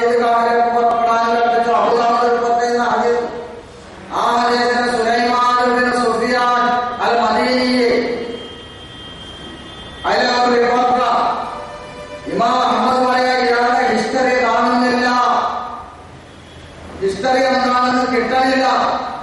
അബൂ അബ്ദുൽ അസീസ് ഒമാർ സദൂഖൻ, അതിന് വേറൊരു ലക്ഷ്യം പേര് പറയാം, സദൂഖൻ. ആള് സത്യസന്ധനാണ്, യുക്തിഹോ, പക്ഷേ പൊട്ടത്തരം പറയും, അബദ്ധം പറയും. അത് സത്യസന്ധനായതുകൊണ്ട് കാര്യമില്ല, പറയുന്നതിൽ അധികവും പിഴവ് വരുത്തും. ഇബ്നു ഹജർ അൽ അസ്ഖലാനി അദ്ദേഹത്തെ പറ്റി പറയുന്ന അബൂ മുസ്ഹർ എന്ന് പറയുന്ന ചരിത്രം എഴുതിയിട്ടുള്ള മുഹദ്ദിസ് പറയുന്നത് ഇദ്ദേഹത്തെ ദഈഫാക്കിയെന്നാണ്. ആരെ? അബ്ദുൽ അസീസ് ഇബ്നു ഉമറിനെ. അതിന്റെ ഒരു റിപ്പോർട്ടറാണ് അഹ്മദ് ബിൻ ഹംബൽ. ആ റിപ്പോർട്ടറെ സംബന്ധിച്ച് അദ്ദേഹത്തിന് ഹിഫ്ളില്ല, അതേപോലെ തന്നെ അദ്ദേഹം ഇത്ഖാനല്ല, മദ്റൂഖ്, ഒഴിവാക്കപ്പെടേണ്ടതാണ്. അപ്പോ വേറെയുള്ള ഒരാള് അബൂ ഹിലാൽ എന്നതാണ് ഇതിലെ ഒരു റിപ്പോർട്ടർ. ആ അബൂ ഹിലാലിനെ പറ്റി ഇബ്നു ഹജർ പറയുന്നത് കദ്ദബഹു, ഇദ്ദേഹം കളവ് പറയുന്ന ആളാണ് എന്നാണ്. ഇമാം മാലിക്കും ഇതേ അഭിപ്രായം പ്രകടിപ്പിച്ചിട്ടുണ്ട്. അപ്പൊ ഞാൻ സൂചിപ്പിച്ചു വരുന്നത്, ഇങ്ങനെ കണ്ടു എന്ന് പറയുന്ന റിപ്പോർട്ടുകൾ വാസ്തവത്തിൽ സഹീഹ് എന്ന മർത്തബയിലേക്കെത്തുന്നതല്ല. സ്വഹീഹ് എന്ന മർത്തബയിലേക്കെത്തുന്ന ഹദീസുകളല്ല. അത് ശരിക്കും ശ്രദ്ധിക്കണം. ഇനി ഏറ്റവും ഒടുവിൽ ഞാൻ ഒരു കാര്യം കൂടി പറയാം. കുറെ അധികം കാര്യങ്ങൾ പറയാൻ, പക്ഷെ നമ്മുടെ സമയം അതിക്രമിച്ചിരിക്കാം. ഞാൻ ബ്രിട്ടീഷ് സാഹിബിന്റെ മൗലവിയുടെ കുറെ അധികം സമയം കാലത്തെടുത്തു പോയി. സാരമില്ല, ഞാൻ ഇനി 3/4 മണിക്കൂർ അദ്ദേഹത്തിന് ഞാൻ കൊടുക്കാൻ എപ്പം തന്നെ വിരിയാണ്. അപ്പൊ ഞാൻ പറഞ്ഞു വരുന്നത്, സുഹൃത്തുക്കളെ, നമ്മള് ഈ ആളുകളോട് നേരിട്ട് ചോദിച്ചാൽ അവർ സാധാരണ പറയാറുള്ളത് ഇന്നത്തെ ഈ സമ്പ്രദായം തന്നെയായിരുന്നു റസൂൽ സല്ലല്ലാഹു അലൈഹി വസല്ലമയുടെ കാലത്ത് നടപ്പിലുണ്ടായിരുന്നത് എന്നാണ്. ശരി, അങ്ങനെയാണെങ്കിൽ ഇത് എങ്ങനെ ചെയ്യണം? റസൂൽ സല്ലല്ലാഹു അലൈഹി വസല്ലമയുടെ കാലത്ത് ഫിത്ർ സകാത്ത് എങ്ങനെയായിരുന്നു കൊടുത്തിരുന്നത്? കാനൂ യുഅദ്ദൂനഹു, അവർ അത് നൽകി വന്നിരുന്നത് യൗമൻ ഖബ്ല യൗമിൻ ഔ യൗമൈനി, 1-2 ദിവസം മുമ്പായിരുന്നു. നമ്മുടെ പ്രയോഗം നോക്ക്, എങ്ങനെയാണ് അത് നടപ്പിൽ വരുത്തിയത്? അതിനൊരു പ്രയോഗമുണ്ട്. എന്നതുപോലെ നമ്മൾ മാസപ്പിറവി കാണണം എന്ന് ഇന്ന് പറയുന്ന ഒരു സെൻസ് ഉണ്ടല്ലോ, അത് 29-നാണ്. ബാക്കി എല്ലാ ദിവസത്തെയും ചന്ദ്രന്റെ വൃത്തിക്ഷയങ്ങളെ നിരീക്ഷിക്കണം എന്നതിനല്ല. ഹിജ്റ കമ്മിറ്റിയുടെ മെസ്സേജാണ് വാസ്തവത്തിൽ ചന്ദ്രന്റെ ഓരോ കലയെയും നിരീക്ഷിക്കാം. അങ്ങനെ നിരീക്ഷിച്ചാൽ 1400 വർഷങ്ങൾക്ക് മുമ്പുള്ള ആളുകൾക്കും നിരീക്ഷിച്ചാൽ അനുഭവത്തിൽ നിന്ന് അവർക്കൊരു കാര്യം മനസ്സിലായി. അവർക്ക് ഡേറ്റും ആംഗിളും ഒന്നും തിരിഞ്ഞിട്ടില്ല, ഈ ന്യൂമോണൊന്നും തിരിഞ്ഞിട്ടില്ല. പക്ഷെ അവർക്കൊരു കാര്യം തിരിഞ്ഞു, മാസം 30 ആണെങ്കിൽ 28 കലകളുണ്ടാകുമെന്നും അവസാനത്തിൽ അത് കാണാതെ പോകുമെന്നതും അവരുടെ അനുഭവത്തിലുള്ള ഒരു വിജ്ഞാനമായിരുന്നു. ആരാണ് അതിന് തർക്കിക്കുന്നത്? നമ്മുടെ ഈ ഹമീദും അലീം അതിനുവേണ്ടി തർക്കിച്ചിരിക്കുക. അദ്ദേഹം പറയാം, മനാസിക് നോക്കാനോ ആകാശത്തേക്ക് നോക്കാനോ അള്ളാഹുവിന്റെ റസൂൽ പഠിപ്പിച്ചിട്ടില്ല എന്ന് അദ്ദേഹം ദേഷ്യം കൊണ്ട് ഒരു സ്ഥലത്ത് പറഞ്ഞു പോകുന്നുണ്ട് ഈ പുസ്തകത്തിൽ. മനാസിക് നോക്കണമെന്നത് അള്ളാഹുവിന്റെ കൽപ്പനയാണ്. അപ്പൊ പറയുന്ന കാര്യം അള്ളാഹുവിന്റെ കൽപ്പനക്ക് എതിരാണെന്നത് പോലും നമ്മുടെ നാട്ടിലെ മതപണ്ഡിതന്മാർ മറന്നു പോകുന്നു. അപ്പൊ ഞാൻ പറയുന്നത്, ഈ കാഴ്ച നമ്മൾ നടപ്പിൽ വരുത്തണമെങ്കിൽ മഗ്‌രിബിന് ശേഷം ആണല്ലോ സൂര്യാസ്തമയം നടക്കാം. അപ്പൊ മഗ്‌രിബിന് തന്നെ സൂര്യാസ്തമിക്കുമ്പോൾ ഒരു നമസ്കാരം മുസ്ലിങ്ങൾക്കുണ്ട്. അപ്പൊ നമസ്കാരം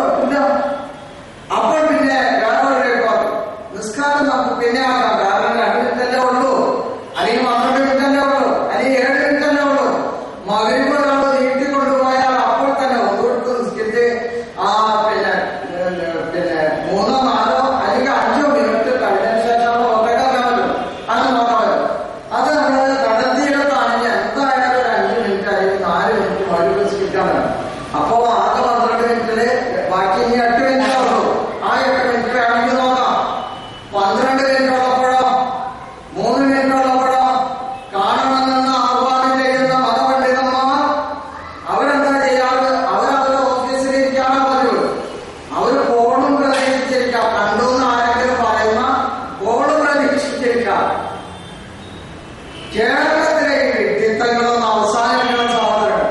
നിങ്ങളിതൊന്ന് ശരിക്കും പ്രചരിപ്പിക്കും. നിങ്ങളുടെ കൂട്ടുകാരോട്, നിങ്ങളുടെ മതപണ്ഡിതന്മാരോട്, നിങ്ങളുടെ നാടുകളിലുള്ള സത്യവന്മാരോട് ഇത് സംബന്ധമായിട്ടുള്ള ആശയ സംവഹനം അതിന്റെ ഏറ്റവും ആരോഗ്യകരമായ നിലയിൽ നടക്കട്ടെ. ഇങ്ങനൊരു സമ്പ്രദായം റസൂൽ സല്ലല്ലാഹു അലൈഹി വസല്ലമയുടെ കാലത്ത് ഉണ്ടായിരുന്നതായി രേഖകളിൽ നമുക്ക് കാണാൻ സാധിക്കുന്നില്ല. ഇനി ശാസ്ത്രീയമായ നമ്മുടെ പരിശോധനയിൽ ഇതേപോലെ 9 മിനിറ്റോളം കാണൂല എന്നാണ് നമ്മുടെ ഗ്രന്ഥങ്ങളിൽ എഴുതി വെച്ചിട്ടുള്ളത്. 40 മിനിറ്റെങ്കിലും ചുരുങ്ങിയത് വേണമെന്ന് പറയുന്നു. അല്ലെങ്കിൽ 48 മിനിറ്റ് കണിശമായി പറയുമ്പോൾ അങ്ങനെയും ശാസ്ത്ര ഗ്രന്ഥങ്ങളിൽ നമ്മൾ കാണുന്നതാണ്. ഇതൊന്നും നമ്മൾ നേരത്തെ മുൻകൂട്ടി ഉണ്ടാക്കിയ ഒരു സംഗതിയല്ല. അപ്പൊ അതുകൊണ്ട് കാണാത്ത ന്യൂമോണിയൽ കാണാത്തത് കണ്ടു എന്ന് പറഞ്ഞ ആളുകളോട് വാദപ്രതിവാദത്തിന് വേണ്ടി വെല്ലുവിളി നടത്തുകയും ധാരാളമായി പ്രസിദ്ധീകരണങ്ങൾ പ്രസിദ്ധീകരിക്കുകയും ഈ കോഴിക്കോട്ടെ പ്ലാനറ്റേറിയത്തിലെ ഉദ്യോഗസ്ഥന്മാരെ സമീപിച്ച് ഉദ്യോഗസ്ഥന്മാരെ കൊണ്ട് പ്രസ്താവനകൾ ഇറക്കിക്കുകയും അവരിൽ നിന്ന് നെറ്റിലൂടെയും സാങ്കേതിക വിദ്യയിലൂടെയും ഇന്റർനെറ്റിലെ അതിന്റെ ഇമേജുകൾ കൂടുതൽ കൃത്യതയുണ്ടാക്കി പ്രസിദ്ധീകരിക്കുകയും ചെയ്ത ആളുകളാണല്ലോ നമ്മൾ.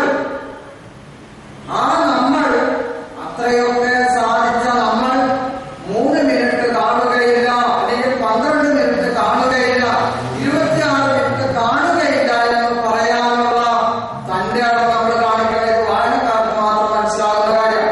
അപ്പൊ പ്രഖ്യാപിക്കും, നമ്മള് ടിവിയിലൂടെ പ്രഖ്യാപിക്കും, പത്രത്തിലൂടെ പ്രഖ്യാപിക്കും. പറയുന്ന നിലപാടനുസരിച്ചുള്ള പ്രഖ്യാപനം വരണം നമ്മുടെ നാട്ടിൽ. ഇനി ഇവർ വാദിക്കുന്നത് യാതൊരു മത്തരാവിവാദമാണ്. അതിനെപ്പറ്റിയും പറയാനുള്ള മത്തരാവ് എന്ന് പറയുന്നത് ചന്ദ്രന്റെ ഉദയമേഖലയെ സംബന്ധിച്ച് പറയുന്നതാണ്. ഉദയമേഖല ഒത്തുവരുന്ന ആ പ്രദേശത്തെ ആളുകൾ മുഴുവൻ ഏതെങ്കിലും ആ പ്രദേശത്ത് എവിടെയെങ്കിലും കണ്ടാൽ അത് ബാധകമാക്കി മാസമാറ്റം ആരംഭിക്കണം എന്നതാണ് ഒരു വാദം. ശരി, ആ വാദപ്രകാരം പ്രഖ്യാപിക്കാൻ തയ്യാറുണ്ടോ കേരളത്തിലെ മതപണ്ഡിതന്മാർ? അത് പറയാൻ തയ്യാറുണ്ടോ? ഓരോ മാസത്തിലും പറയേണ്ടി വരും, ഓരോ ശവ്വാലിലും പറയേണ്ടി വരും, ഓരോ റമദാനിന്റെയും ആരംഭത്തിൽ പറയേണ്ടി വരും. ഇത്തവണത്തെ റമദാനിലെ മത്തലുകൾ നമ്മളും ഇന്ന കക്ഷികളും ഇന്ന രാജ്യക്കാരും ഒരേ മത്തലയിലാണ് വരുന്നത്. അതിനാൽ ഇവിടെ എവിടെയെങ്കിലും കണ്ടാൽ നമ്മൾക്ക് മാസം 1 ആയിരിക്കും പറയാൻ ധൈര്യമുണ്ടോ? കഴിഞ്ഞ 10-30 കൊല്ലമായിട്ട് പറഞ്ഞിട്ടില്ല. പക്ഷെ